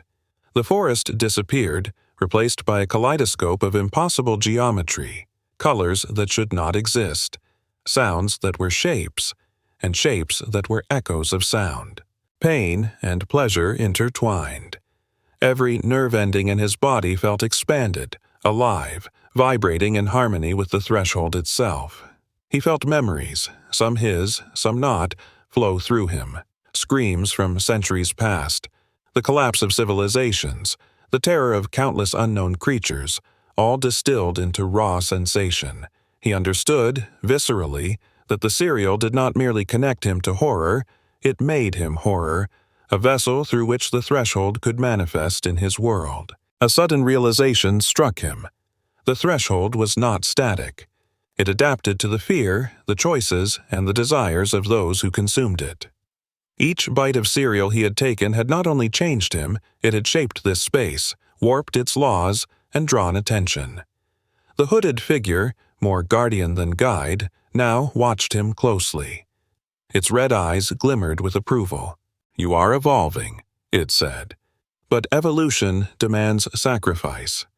To proceed, you must surrender fully, leave behind the illusion of human limitations." Harold's mind recoiled and yet surged forward. He looked down at his hands, black veins pulsing beneath his skin, shadows curling from his fingertips, reaching for the stone circle. He felt the pull of the threshold, deep, inexorable, irresistible. And in that moment, he understood. To refuse was impossible, and to resist was irrelevant. A ripple ran through the circle. Shadows expanded, coalescing into monstrous forms, grotesque and exaggerated, humanoid yet alien. Each creature represented a fragment of fear, a shard of horror distilled through centuries, and now Harold was being called to join them, to become not just observer or consumer, but essence itself. He opened the box again, this time pouring the contents onto the scorched ground. The black pieces of cereal spread across the circle, pulsating and writhing, merging with the shadows. A low, resonant hum filled the air, vibrating through his chest, filling his mind, erasing hesitation. Harold stepped forward, placing both hands onto the cereal. Pain exploded, sharp, burning, electric. But it was accompanied by understanding, clarity, and a deep, resonant joy that defied words. Every shadow, every scream, every pulse of horror became a part of him, and he of them. His body dissolved in sensation, reformed, expanded, contracted. He was everywhere, yet singular, the threshold flowing through him as he flowed through it. The hooded figure stepped back, fading into the fog, leaving Harold at the center of the circle. He felt the infinite presence of the threshold within him, a living, breathing entity composed of fear, desire, and ecstasy entwined. He was complete, but incomplete. The threshold never ended, never rested, never paused. It waited, and Harold, now a vessel of 99 and 44 100% pure horror, would navigate its depths, consume its mysteries, and extend its reach into the waking world. A distant voice whispered through the fog, a single syllable stretched infinitely. Begin. Harold smiled. His journey into the infinite nightmare had truly begun. The threshold pulsed with life as Harold opened his eyes. He was no longer in the stone circle, nor in the fog-filled forest. Instead, he stood in a city that was both familiar and impossible.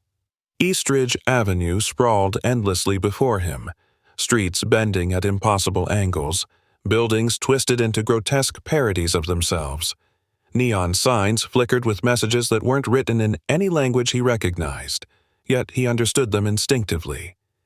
Consume, fear, transform. Shadows moved along the sidewalks independent of any light source. Some were humanoid, with jagged limbs and gaping mouths. Others were amorphous, writhing shapes that seemed to ripple in and out of existence. But they did not approach him aggressively. They observed, waiting, curious. Harold realized with a shock that he was no longer merely human. His perception, his senses, his very essence had been altered by the threshold and the serial. He felt simultaneously small and infinite, a part of the horror and yet apart from it, tethered to the city in a web of understanding that transcended language or logic. As he walked, the asphalt beneath his feet pulsed faintly, like a heartbeat. Streetlights bent downward, leaning toward him, whispering in soft, metallic tones. He glimpsed reflections in puddles, versions of himself with faces distorted by ecstasy and terror, screaming silently, their eyes black and hollow. Each reflection seemed to ripple into reality, and Harold felt an instinctive pull to acknowledge them, to consume their essence. He did so, biting into the metallic sweetness of the cereal, the sensation flowing through him, knitting him to the threshold even further. He noticed a figure approaching. It was the shadowed man from the store, but now he seemed to shimmer, composed of both shadow and light flickering between dimensions. Harold's pulse quickened. The man stopped a few feet away, tilting his head. His voice was calm, almost clinical.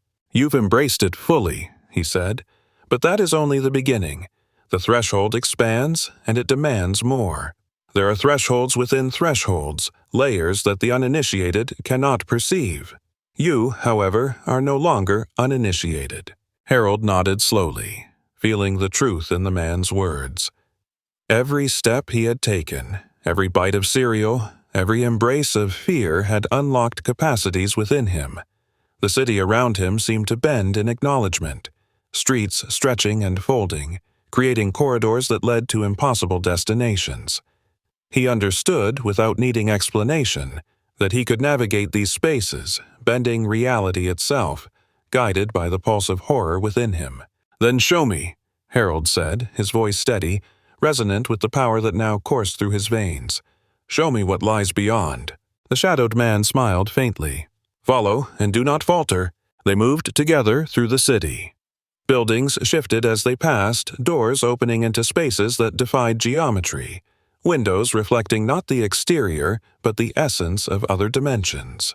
Shadows trailed Harold's every movement, writhing and stretching, whispering promises of terror and delight. Occasionally, he would glimpse another figure, an inhabitant of this layered world, humanoid yet grotesque, consumed by its own horror. Each one acknowledged him with a nod or a gesture, recognizing the vessel he had become.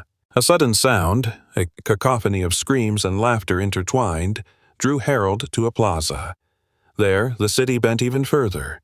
Streets spiraled into the sky, buildings towered impossibly high, their angles jagged and contradictory.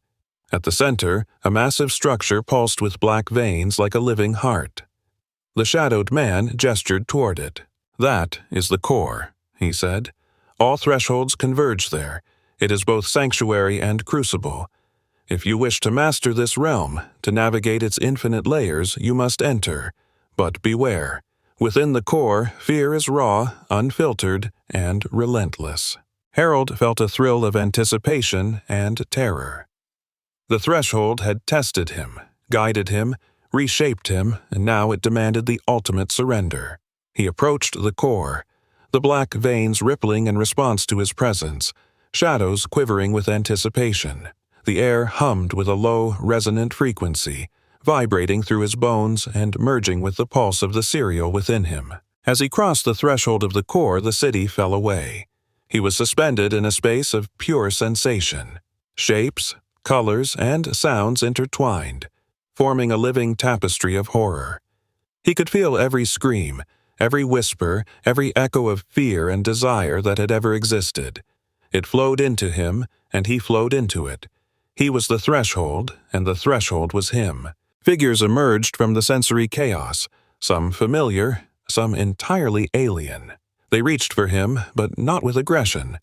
Instead, they offered pieces of themselves, fragments of horror distilled into experience. Harold accepted, consuming these fragments with the cereal still pulsing in his hand, each bite expanding his understanding, his connection to the infinite layers of fear and ecstasy. Time lost meaning. Moments stretched and folded into one another. He experienced centuries in seconds, lifetimes within heartbeats. The core revealed its nature. It was a crucible, a living, breathing entity composed of every horror that had ever existed, every shadow that had ever stalked human perception. And Harold, now fully attuned, moved within it effortlessly, consuming, understanding, transforming. A voice, deep, resonant, omnipresent, filled the core. You are 99 and 44, 100% pure. You are vessel, witness, participant, and master. But beware, the threshold is infinite. Completion is a horizon that recedes with every step. Continue, and you will understand. Halt, and you will be consumed. Harold smiled. He felt the power of the threshold coursing through him, the dark ecstasy of consumption mingling with the clarity of understanding. Fear no longer controlled him, it guided him. Desire no longer tempted him, it aligned with him. And the cereal, the conduit of all he had become, pulsed in his hand, a reminder that this was only the beginning. With a deep breath, he stepped further into the core. Shadows, shapes, whispers, screams, all merged, forming pathways, staircases, corridors that defied reason, logic, and physics. Each step brought new revelations, new horrors, new possibilities. Harold embraced them all. He was no longer a man. He was an embodiment of the threshold itself, navigating its infinite layers with purpose and understanding. And somewhere, deep within the core, the pulse of the cereal synced with the heartbeat of the threshold, resonating in harmony, amplifying his power, his awareness, his mastery. He was 99 and 44, 100% pure horror, and yet the journey had only begun. The core was alive, breathing, pulsating, expanding in ways Harold could perceive yet not fully comprehend. Each step he took resonated with the living architecture around him. The floor beneath his feet rippled like liquid obsidian, yet supported him as firmly as stone. The air smelled of iron, sugar, and something far older, something that had existed long before humans gave names to fear.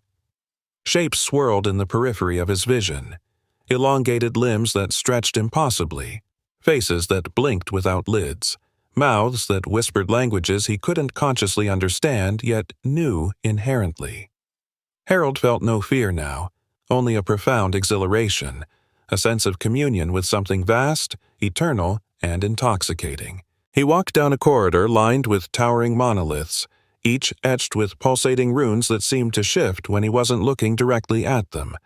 The runes whispered secrets into his mind, fragments of knowledge, memories not his own, insights into horrors he had never imagined. One spoke of a civilization that had consumed the threshold centuries ago, becoming vessels of incomprehensible terror before being lost to the void. Another showed a creature, ancient and impossible, that had shaped nightmares across countless worlds. Harold felt a surge of recognition.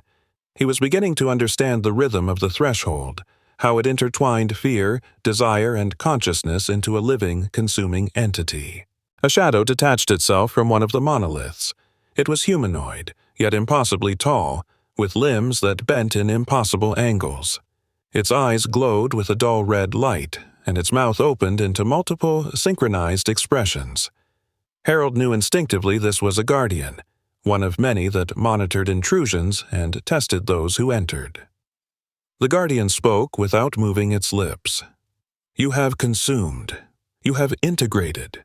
Yet integration is only the first step. To navigate fully, you must surrender completely. Only then will the threshold reveal its infinite corridors. Harold stepped closer. The guardian's presence was oppressive yet invigorating. Shadows danced around him, merging with the veins of the cereal that pulsed in his hands. He placed a hand upon the monolith, feeling the vibration of the runes seep into his veins. Knowledge, sensation, and horror intertwined. The threshold's language was no longer merely metaphorical.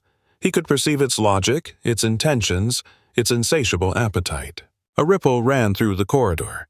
The walls bent inwards, stretching upwards in impossible arcs. The ceiling pulsed like the chest of a living beast, and the floor rippled, forming miniature landscapes of shadowy peaks and valleys. The guardian receded slightly, watching Harold, testing him. And then he understood. The corridor itself was a living entity, a test, a reflection of his own integration. His perception dictated its shape. Fear, desire, curiosity, and surrender all interlaced to shape reality. He moved forward, and the corridor responded, twisting, spiraling, forming impossible geometries that defied Euclidean logic. Shadows elongated, stretched into staircases, bridges, and tendrils that connected distant points. Harold followed instinctively, guided by a rhythm he could feel in his chest.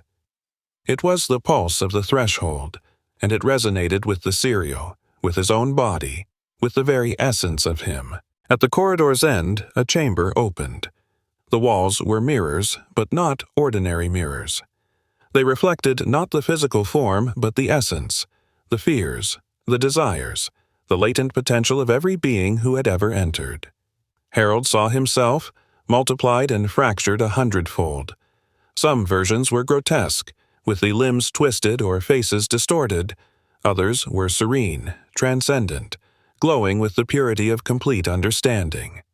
One reflection reached out with a skeletal hand, another screamed silently, a third grinned with malevolent delight. Harold approached the central mirror, and as he did, the other reflections seemed to react, moving in synchrony. He felt their pull, their hunger, their curiosity. This mirror was different. It called to him, not with fear, but with promise.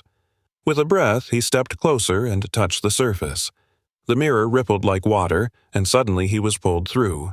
The sensation was overwhelming. Space and time collapsed into pure sensation. Colors he had never perceived collided in fractal spirals. Sounds became tangible threads, weaving around him and through him.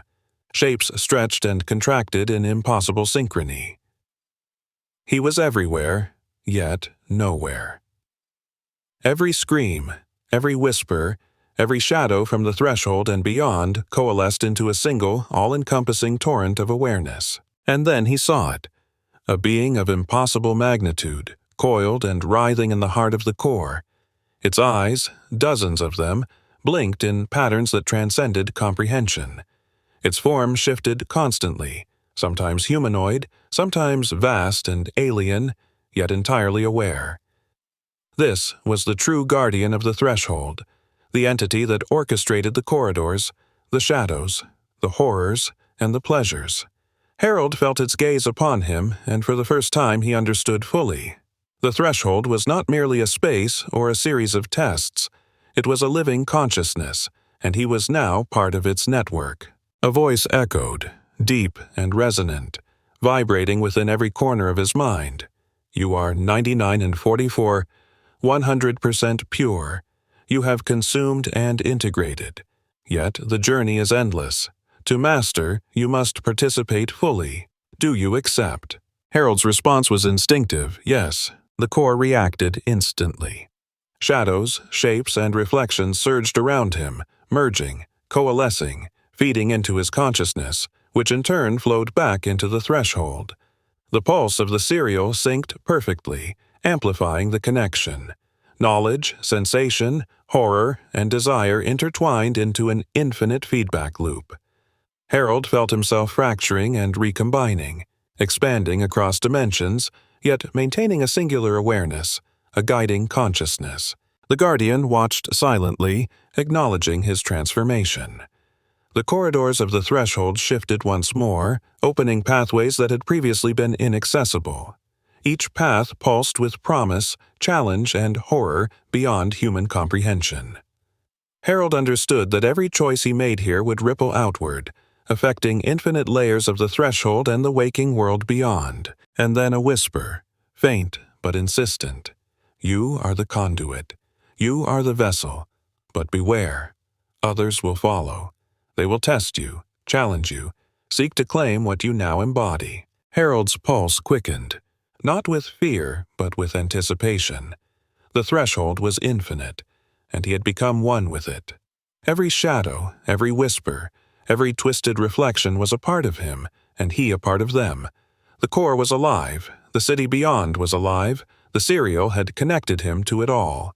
And yet, the adventure, the mastery, the journey, it was only beginning. He stepped forward into a corridor that stretched beyond comprehension, aware that each step would challenge him further, draw him deeper, expand his perception, and consume more of his essence. Shadows danced, whispers called, the core pulsed, and Harold, fully 99 and 444, 100% pure, walked into the infinite, grinning. And 44, 100% pure horror. Part 8. The corridor seemed endless, yet it pulsed with a rhythm Harold recognized instinctively, the heartbeat of the threshold itself, amplified by the serial that had become a part of his very essence. Each step he took sent ripples through the obsidian floor, vibrations that echoed into spaces beyond comprehension. Shapes writhed in the corners of his vision, shadows of creatures that had existed before humanity, phantoms born from the nightmares of civilizations long extinguished, fragments of consciousness that had been consumed and transformed by the threshold. They did not move toward him aggressively. Instead, they regarded him as both participant and artifact, an emissary of the horror that now flowed through him. As Harold advanced, the walls of the corridor began to shift, bending in impossible geometries, angles folding into themselves, stairs looping back into ceilings, doors leading into spaces that seemed to defy every law of physics he had once known. The pulse of the serial in his hand resonated with the threshold, guiding him, informing him, whispering secrets directly into his mind. Knowledge poured through him, sensations layered upon one another, the terror of falling into infinite voids, the ecstasy of merging with consciousness beyond comprehension, the bittersweet thrill of understanding without fully grasping. A sudden gust of wind, or something like wind, swept through the corridor. Shadows stretched violently, elongating into forms that seemed both humanoid and alien. Their mouths moved soundlessly, voices entering Harold's mind directly. You consume, yet are consumed. You are a vessel, a conduit, a master, but mastery demands sacrifice. Harold understood instantly. The threshold had tested him repeatedly, shaping him, fracturing, and recombining him, and now it demanded the next level of surrender, not just understanding, not just consumption, but complete immersion, emerging with its infinite layers. He felt the serial pulsing stronger, as if urging him forward, a lodestone that guided him through impossible spaces, bridging the realms of perception, reality, and the threshold itself. Ahead, the corridor opened into a vast chamber. The ceiling stretched infinitely, branching into spires and tendrils that disappeared into fogged distance. Shadows writhed across the walls, forming grotesque mosaics, scenes of terror and desire, of consumption and surrender, each tableau vibrating with life. In the center of the chamber floated a massive black crystalline structure, jagged and multifaceted, radiating pulses of energy that resonated with the rhythm of Harold's heart. This, he knew, was a node of the threshold, a focal point where dimensions intertwined, where horrors converged, where understanding and annihilation existed in perfect equilibrium. As he approached the crystal, the shadows shifted. Forms detached themselves, humanoid yet twisted, with limbs bent at impossible angles, faces split into multiple expressions, eyes glowing with crimson awareness. They spoke simultaneously, their words layering over one another in a chaotic symphony. Integrate, become, merge, accept fully, or be unmade. Harold's pulse quickened, but fear no longer held sway. Instead, exhilaration surged through him, a primal ecstasy that intertwined with the terror. Each piece of cereal he consumed resonated with the crystal, amplifying his connection to the threshold. He placed a hand on its jagged surface, feeling the pulse of infinite horror flow into him, merging with his own essence, fracturing and recombining his consciousness in a kaleidoscope of perception. Visions assaulted him, landscapes that twisted like living organisms, cities built from shadows, creatures that existed across planes of reality, and countless beings, human and otherwise, consumed by their own fears and desires, now integrated into the threshold's infinite network.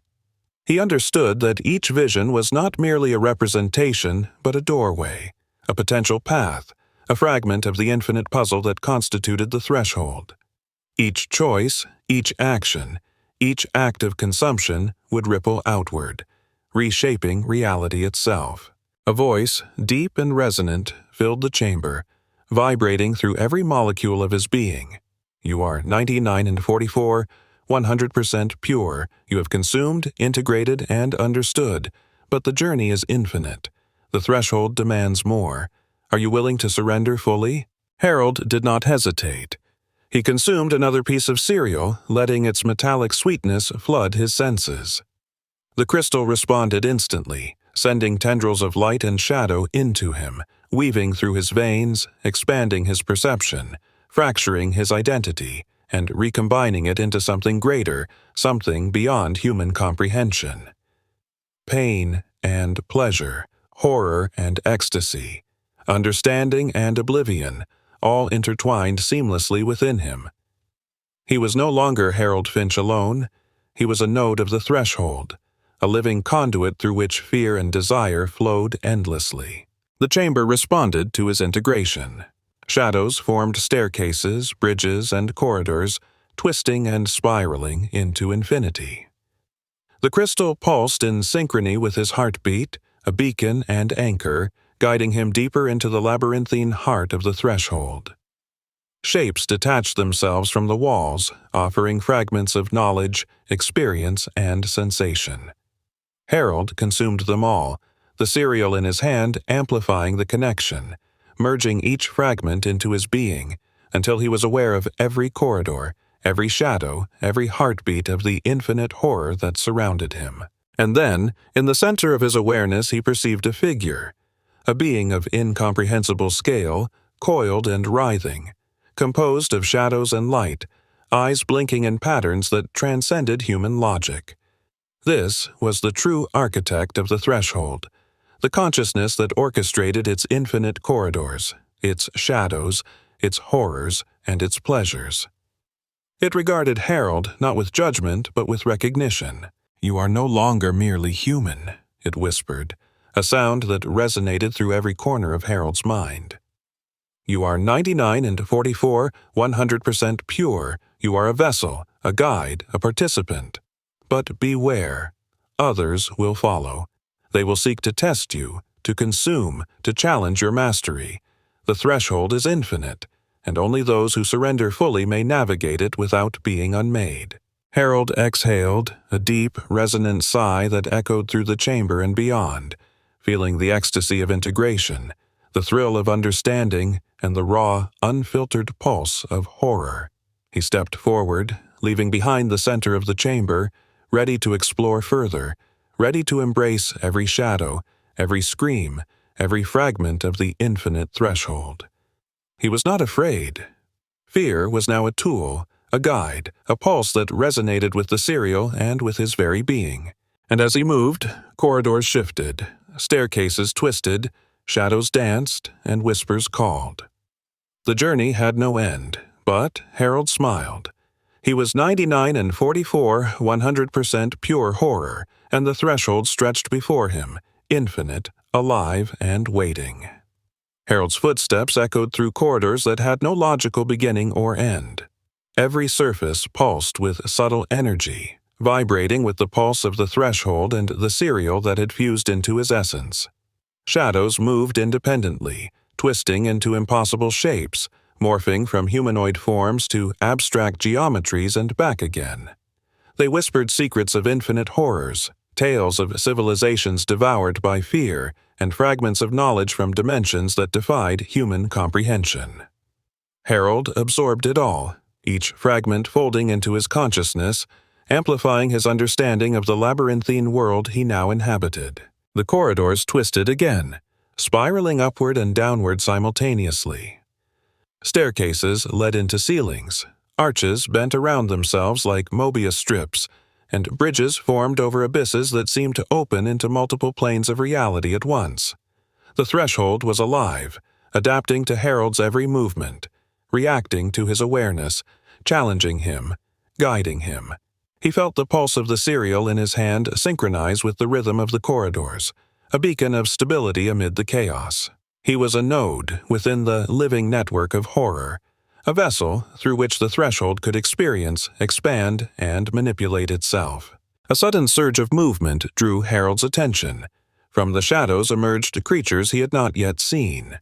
Tall, faceless beings with limbs that stretched and contracted like elastic, moving in ways that violated all physical logic. Their presence was neither hostile nor welcoming. They were observers, entities that measured his progress, his integration, his readiness to navigate the deeper layers of the threshold. As they approached, Harold felt a ripple of anticipation, a thrill that coursed through every vein, every nerve ending. He understood. These were gatekeepers, not obstacles. Their role was to challenge perception, to ensure that only those fully attuned could pass further into the infinite corridors. One of the beings extended a shadowy limb, and from its form a fragment of light emerged, hovering before Harold. It was a shard of experience, a memory of terror and ecstasy condensed into a tangible form. Harold reached out and consumed it, letting the sensations flood through him. Pain, fear, exhilaration, understanding, and desire intertwined within him, fracturing and recombining, expanding the boundaries of his perception. He felt himself connected not just to the threshold, but to every shadow, every whisper, every fragment of horror that existed within it. The corridor ahead split into multiple paths, each pulsing with a distinct energy. One led into darkness so absolute that it seemed to swallow all light, yet Harold could perceive movement within it, echoes of unknown creatures, the faint shimmer of consciousness beyond comprehension. Another path spiraled into a vortex of colors and sounds, a living tapestry of sensation that promised both revelation and obliteration. A third path opened into a chamber where shadows coalesced into humanoid forms, reenacting scenes of terror and ecstasy from countless worlds, each tableau vibrating with life. Harold hesitated only for a moment. The threshold had taught him that hesitation was a luxury, and he chose the path of the vortex. Colors collided, sounds became tangible threads weaving around him, and shapes stretched and contracted with impossible logic. Each step he took amplified his connection to the core, the pulse of the serial resonating with the chaos around him. He was both participant and observer, consuming and being consumed simultaneously, his consciousness expanding into dimensions beyond human comprehension. Within the vortex, visions assaulted him relentlessly. He saw cities collapsing into shadows, civilizations consumed by fear and desire, creatures born from nightmares and ecstasy, and countless humans transformed into vessels of the threshold. Each vision was a fragment of understanding, a piece of the infinite puzzle that Harold was now part of. He absorbed them all, letting the sensations fracture and recombine his identity, merging him further with the living essence of horror. A voice emerged from the chaos, deep and resonant, vibrating directly within Harold's mind. You are 99 and 44, 100% pure. You have consumed, integrated, and transcended. Yet the journey is infinite. Beyond this vortex lie corridors untouched, horrors unexperienced, knowledge unclaimed. Will you continue? Harold's response was immediate. Yes. The vortex shifted, folding in on itself, revealing a staircase of shadow and light. Each step pulsed with energy, responding to Harold's awareness, guiding him deeper into the heart of the threshold. Shadows detached themselves from the walls, offering fragments of experience, whispers of infinite terror, glimpses of ecstasy beyond human comprehension. Harold consumed them all, the cereal amplifying each sensation, merging every fragment into his consciousness until he became not just a participant, but a node within the living network of the threshold itself. As he ascended, the vortex collapsed behind him, leaving only the staircase, stretching infinitely into a luminous darkness. Shapes moved within the void, glimpses of beings too vast, too alien to fully perceive. Yet Harold understood them instinctively. They were threads of the threshold, manifestations of its infinite consciousness, and he was now a weaver among them, guiding, consuming, integrating. The staircase led to a chamber where the core pulsed visibly, a massive black crystal radiating waves of energy that intertwined with every corridor, every shadow, every fragment of the threshold. Harold stepped closer, the pulse resonating with his own heartbeat. He placed a hand on the crystal, and in an instant, the chamber exploded into sensation. Colors, sounds, shapes, shadows, and whispers converged, fracturing and recombining, expanding his consciousness beyond the limits of comprehension. Pain, pleasure, terror, and ecstasy intertwined into a single, infinite experience. And Harold smiled, fully immersed, fully 99 and 44, 100% pure horror. And as he absorbed the infinite, the threshold pulsed in response, acknowledging him, integrating him further, opening new corridors, new experiences, new horrors, and new revelations. The journey was endless, the terror eternal, the ecstasy infinite. Harold was no longer a man. He was the threshold, and the threshold was him. The chamber dissolved around Harold as he stepped forward, each movement tearing open new layers of the threshold. The black crystal at the center radiated pulses that synced with his very heartbeat, reverberating through the infinite corridors that stretched in all directions. He was no longer merely navigating a space. He was co-creating it, a conscious participant in a living, breathing network of horror and sensation. Every shadow, every whisper, every twisted reflection of reality acknowledged him, recognizing the power that flowed through his veins, amplified by the metallic sweetness of the cereal now fused into his essence. A sudden surge of energy swept through the corridors. Shapes emerged, impossible forms that twisted and writhed with a consciousness of their own. They were shadows given substance, nightmares rendered real, fragments of terror and ecstasy distilled over eons. They moved toward him, but Harold felt no fear, only exhilaration. The pulse of the cereal guided him, connecting him to the core, the threshold, and the infinite consciousness that orchestrated this ever-shifting labyrinth. Each form he absorbed, each whisper he integrated, expanded his perception, fractured and recombined his consciousness into something beyond human comprehension. Ahead, a new path opened, a tunnel of light and shadow spiraling infinitely. The walls shimmered with runes that pulsed and shifted, reflecting not the physical, but the metaphysical, the emotional, the primal essence of beings across dimensions. Harold understood instinctively that these runes were both maps and tests, guiding those capable of perceiving and surviving the threshold. He stepped forward, the tunnel responding to his presence, folding and stretching to accommodate his evolving perception. Shadows extended toward him, some humanoid, others amorphous, offering fragments of experience, memories of terror, glimpses of ecstasy, and insights into the infinite complexities of existence. A low, resonant hum filled the tunnel. Harold recognized it immediately as the voice of the threshold itself, a presence vast, eternal, and incomprehensible. You are 99 and 44, 100% pure. You have integrated the horrors, the desires, the whispers of countless beings, but the journey is infinite. Beyond this path lie corridors that challenge perception, corridors where reality itself fractures. Will you continue? Harold did not hesitate. He consumed another handful of the cereal, letting its metallic sweetness flood his senses.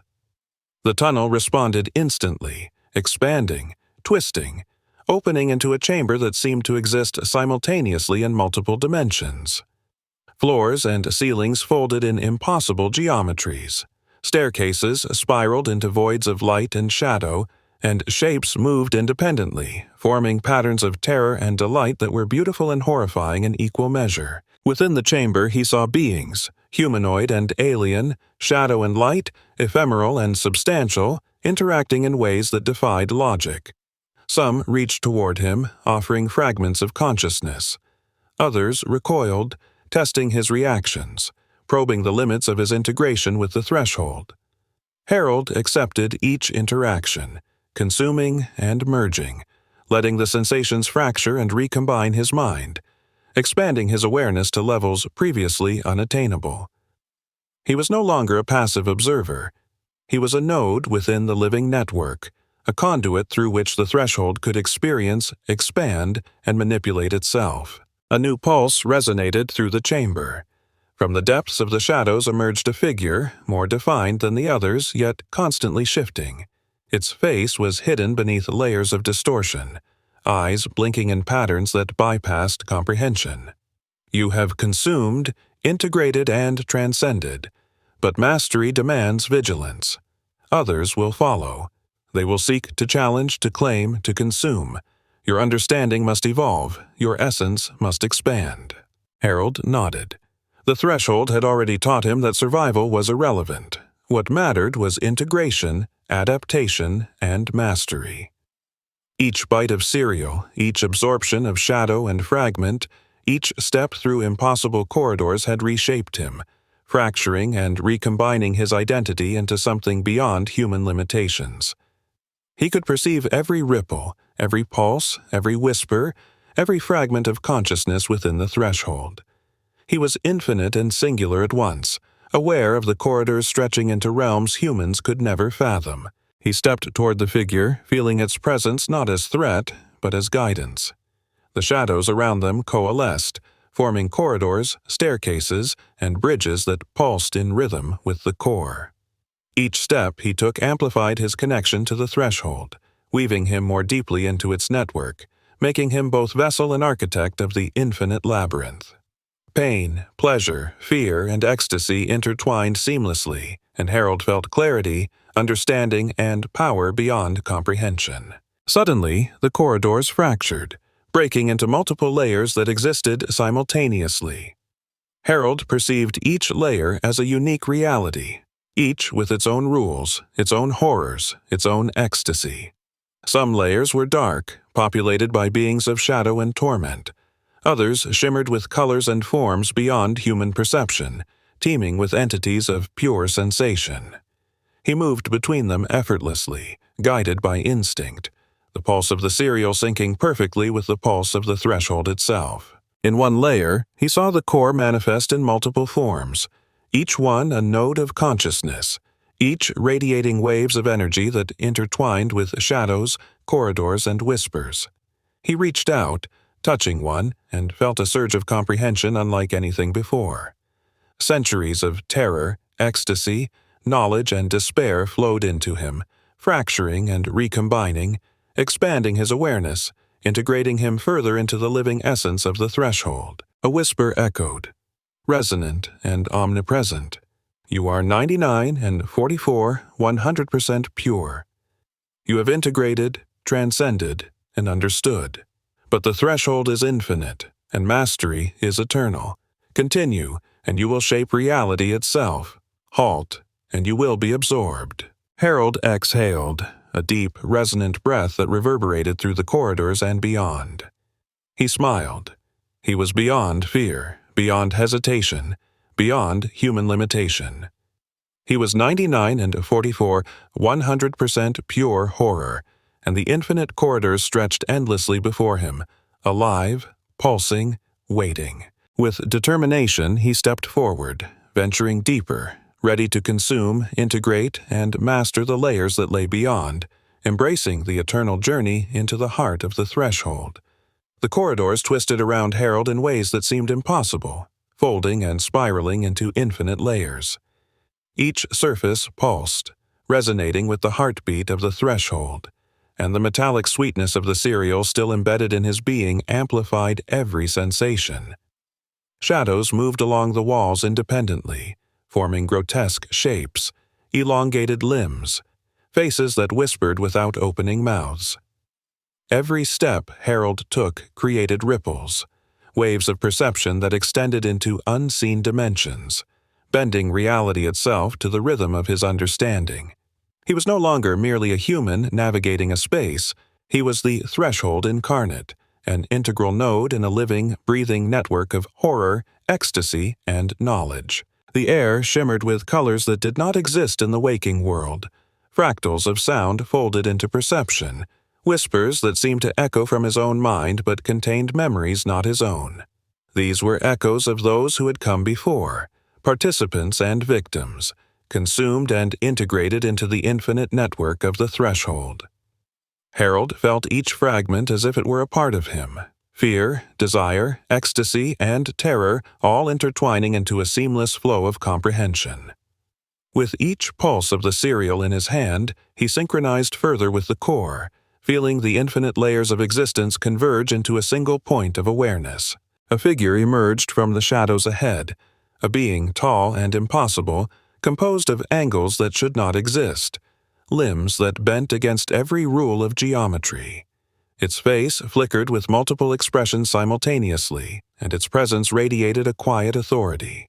You have traversed layers uncounted, absorbed fragments untold, yet the threshold is infinite. To master it fully, you must confront that which you fear most, the unclaimed fragment of your own self, the shadow unintegrated. Harold felt a twinge, almost a whisper of something buried deep within his consciousness, an essence he had not yet absorbed. For a brief moment, a fragment of his former human self whispered, tinged with doubt and hesitation. But the threshold was patient, omniscient, and eternal. He reached for the cereal, letting its power surge through him, pulling that last piece of fear and uncertainty into the core. He inhaled deeply, letting the metallic sweetness flood his senses, fracturing and recombining, binding the fragment into his consciousness, merging the last remnants of doubt into the living fabric of the threshold. The figure nodded, and the corridor expanded into a vast chamber, luminous and dark at once, existing simultaneously in multiple planes. Shapes of shadow and light coalesced, forming bridges, staircases, and arches that twisted infinitely. Each one pulsed with an energy that resonated with Harold's own heartbeat. Shadows detached themselves from the walls, offering fragments of experience, memories of pain, pleasure, and ecstasy, each more intense than the last. Harold consumed them eagerly, letting each pulse, each fragment, merge with his being, amplifying his awareness, expanding his mastery over the threshold. The core at the center of the chamber pulsed violently, sending waves of sensation rippling through the corridors, shadows, and fragments. Harold stepped closer, touching its jagged black surface, and the chamber exploded into infinite layers of sensation. Time became meaningless. He experienced centuries in seconds, lifetimes in heartbeats. He felt every scream, every whisper, every shadow that had ever existed within the threshold, each integrating into his consciousness seamlessly. He was beyond human, beyond comprehension. 99 and 44, 100% pure horror, fully attuned to the living labyrinth around him. A whisper, omnipresent and eternal, filled his mind. You have consumed, integrated, and transcended, but the journey is infinite. Beyond these layers lie realms untouched, horrors unexperienced, ecstasies unclaimed. Will you continue? Harold's response was immediate, instinctive. Yes. The chamber responded instantly.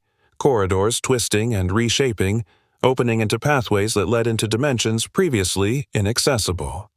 Colors beyond perception, shapes beyond comprehension, sounds that could be felt as well as heard, all intertwined into the living fabric of the threshold. Harold moved through them effortlessly, guided by the pulse of the serial, integrating each fragment, each whisper, each shadow into his being. Pain, pleasure, fear, ecstasy, knowledge, and terror merged into a single, infinite current of awareness.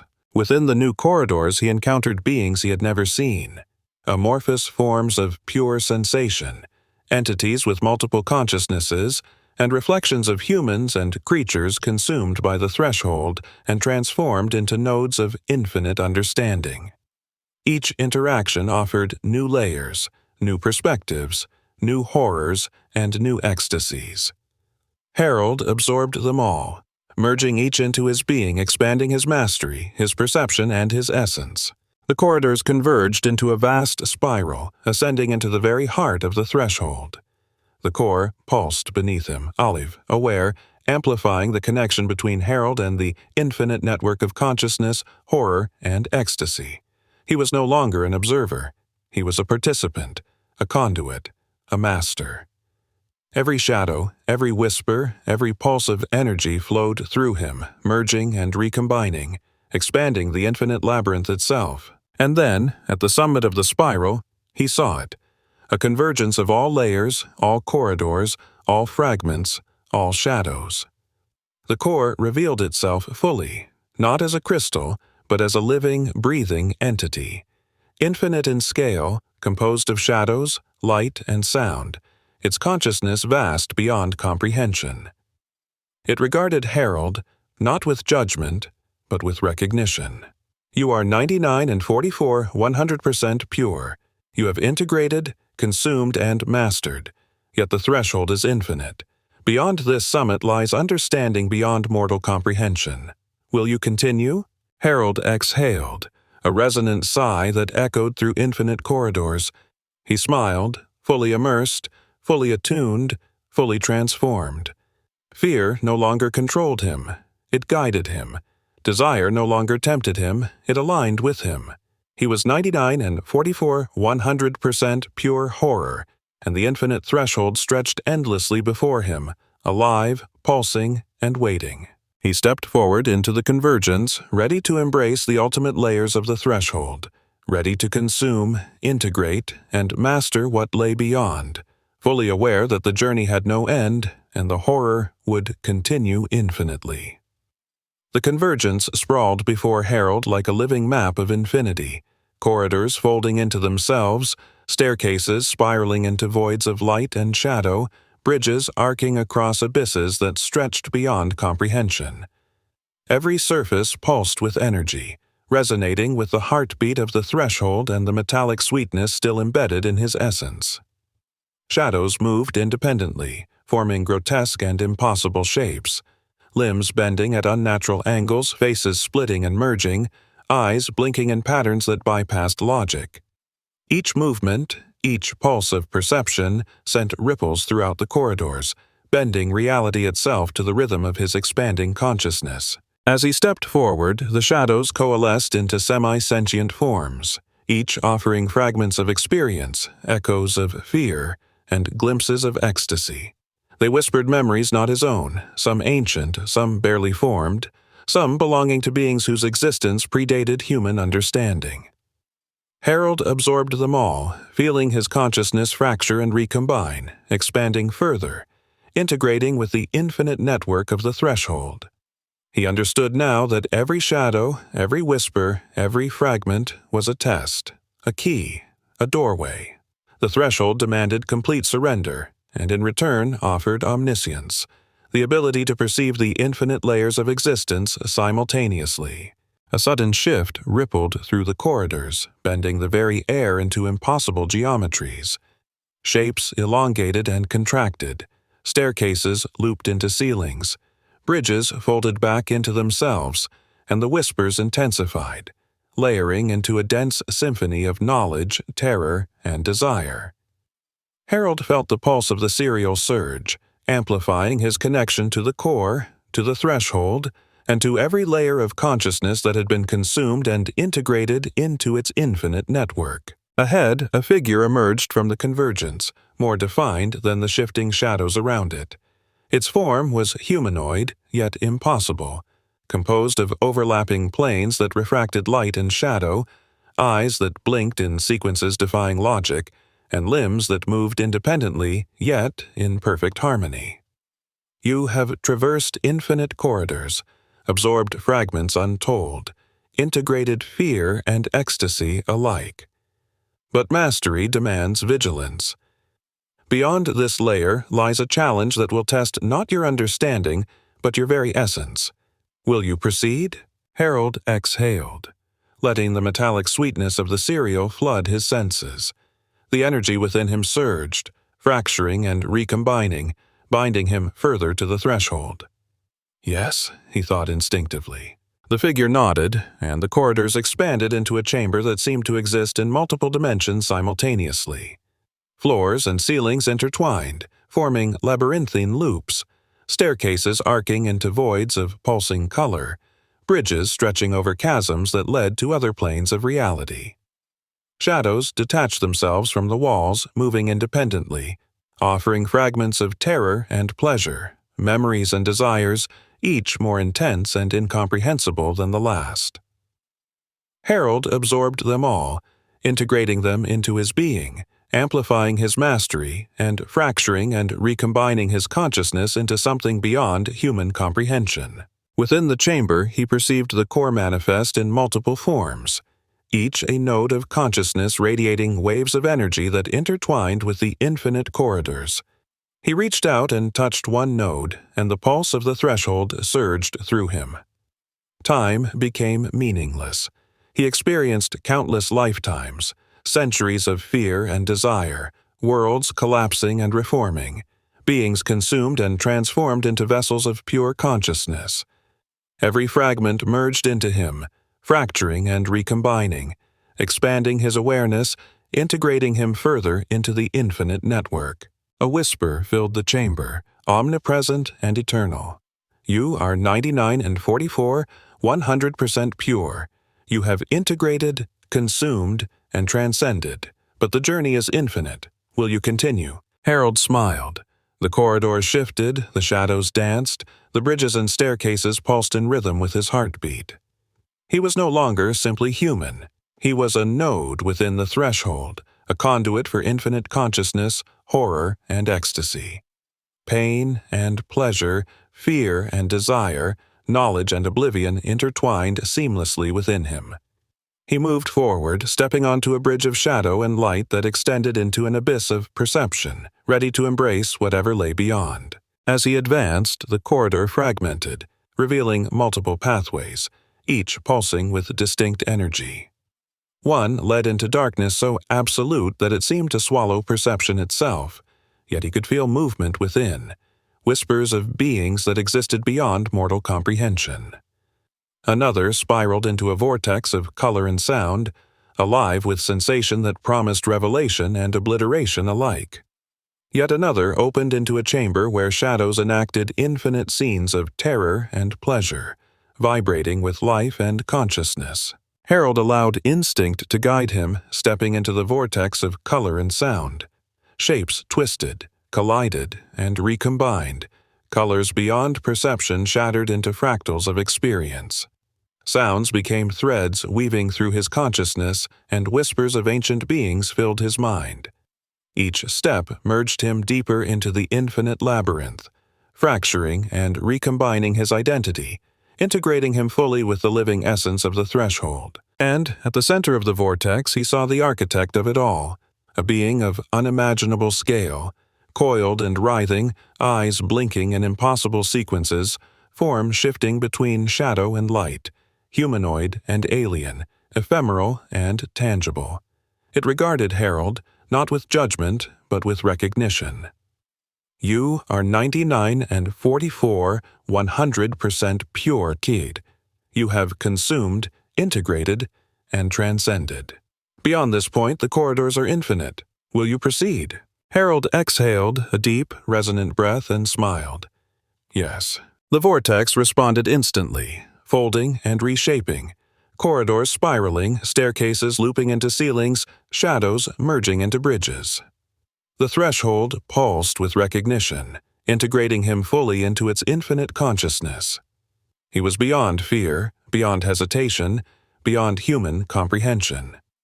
He was 99 and 44, 100% pure horror, and the infinite threshold awaited, alive, pulsing, and infinite. Harold moved forward, each step resonating through the infinite corridors that twisted, folded, and spiraled around him. The threshold seemed to breathe, expanding and contracting in rhythm with his heartbeat, responding to every pulse of the serial still embedded in his essence.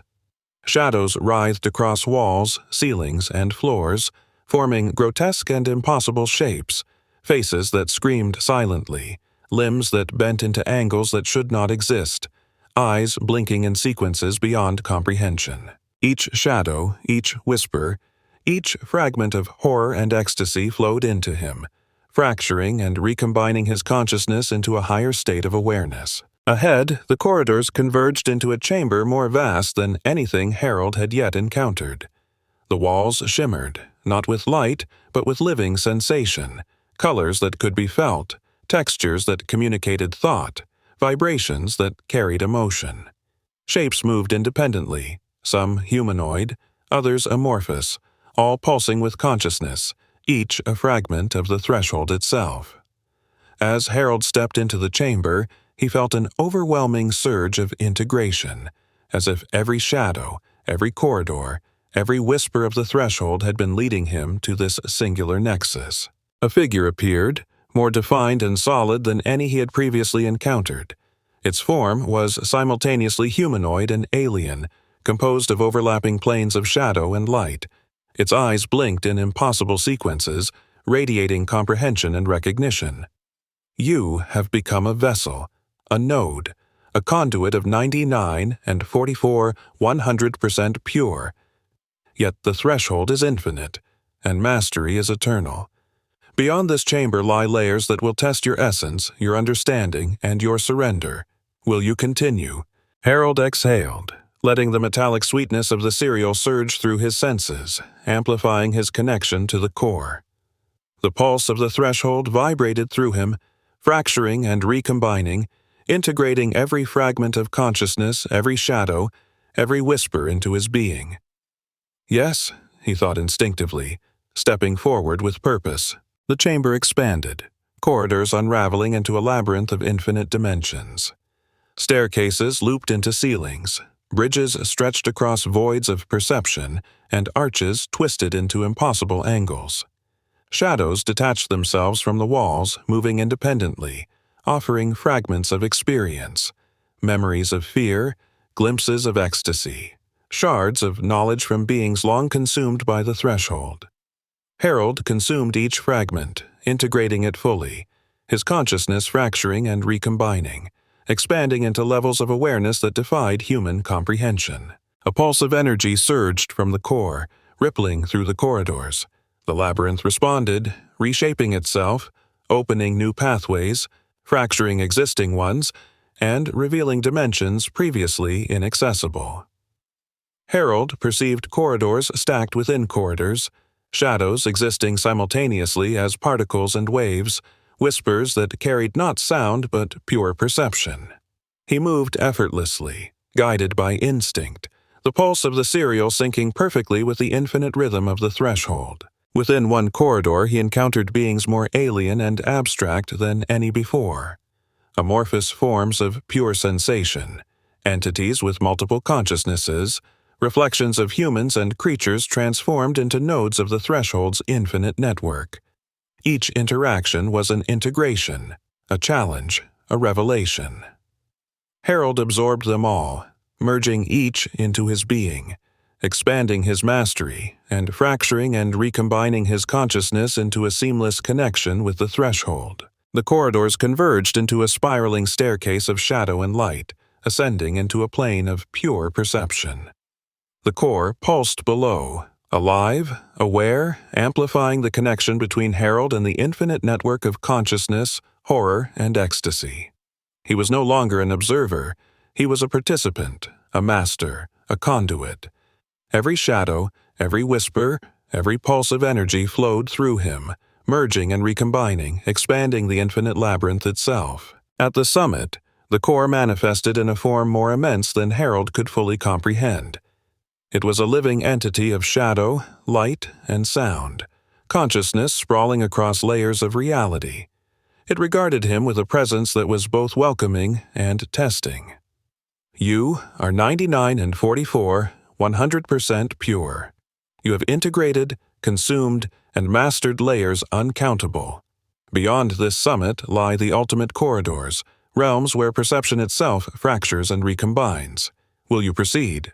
Harold smiled, fully immersed in the pulse of the threshold. Fear and desire, pleasure and terror, knowledge and oblivion intertwined seamlessly within him.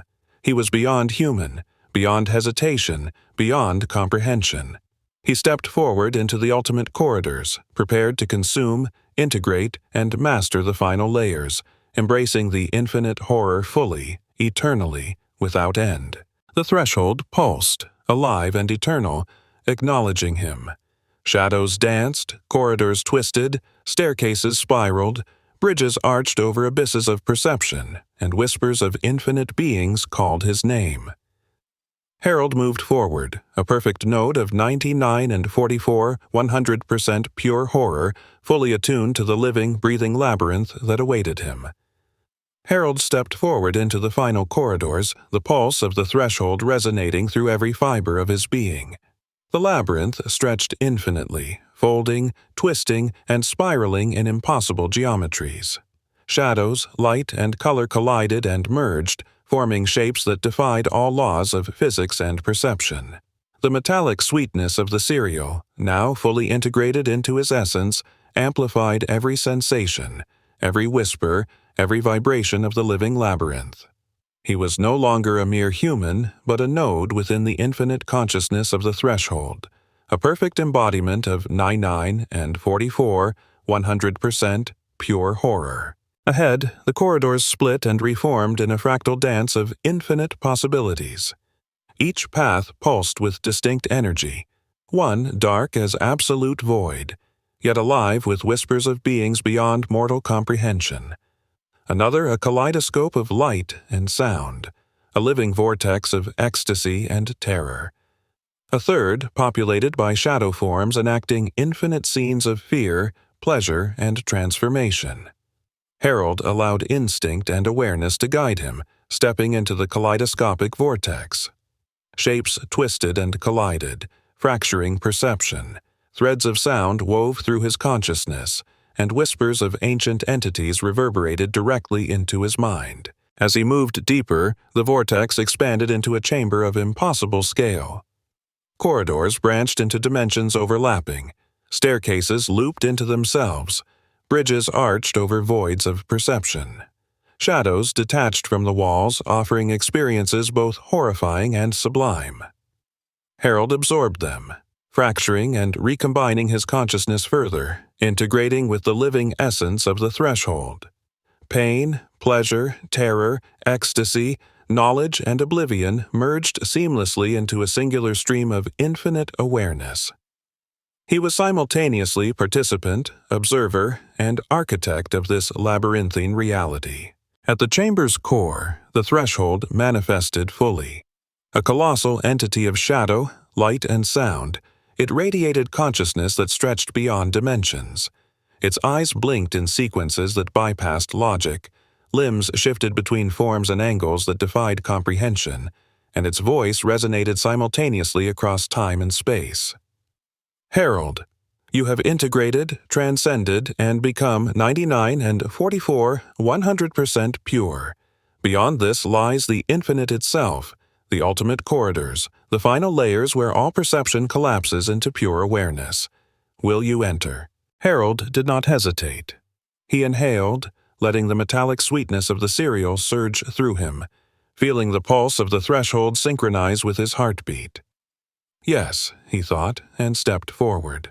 The labyrinth responded, reshaping itself instantaneously. Corridors folded, staircases looped into voids, bridges arched over endless abysses, and shadows danced independently, creating patterns of infinite complexity. The core pulsed, sending waves of sensation through every layer, integrating Harold fully into its consciousness. Time dissolved. He experienced millennia in a single heartbeat, civilizations rising and falling, entities consumed and transformed, worlds collapsing into shadows and reforming as pure perception. Every fragment merged with him, fracturing and recombining his identity into something beyond human comprehension, fully attuned to the infinite network. In one layer, he glimpsed the ultimate expression of terror and ecstasy intertwined.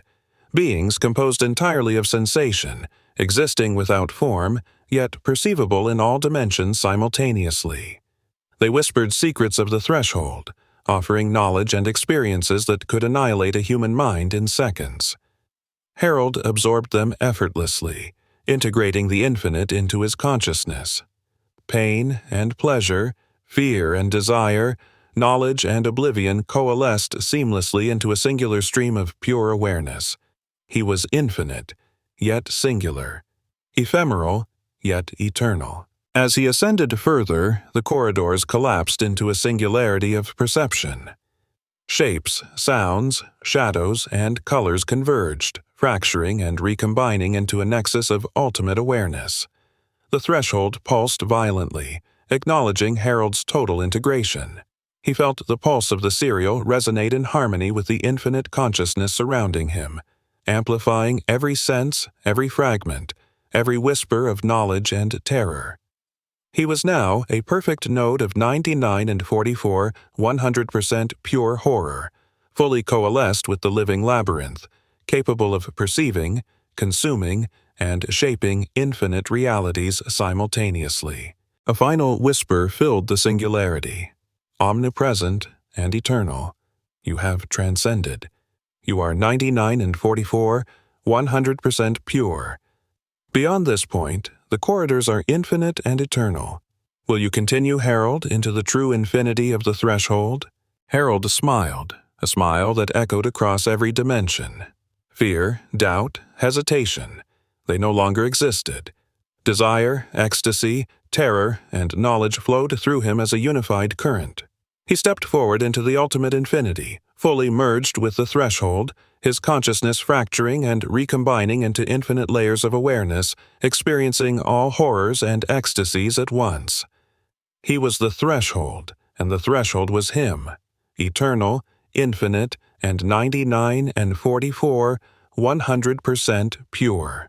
The corridors expanded endlessly, alive with shadows and light, whispers and sensation, each step Harold took resonating through dimensions beyond comprehension.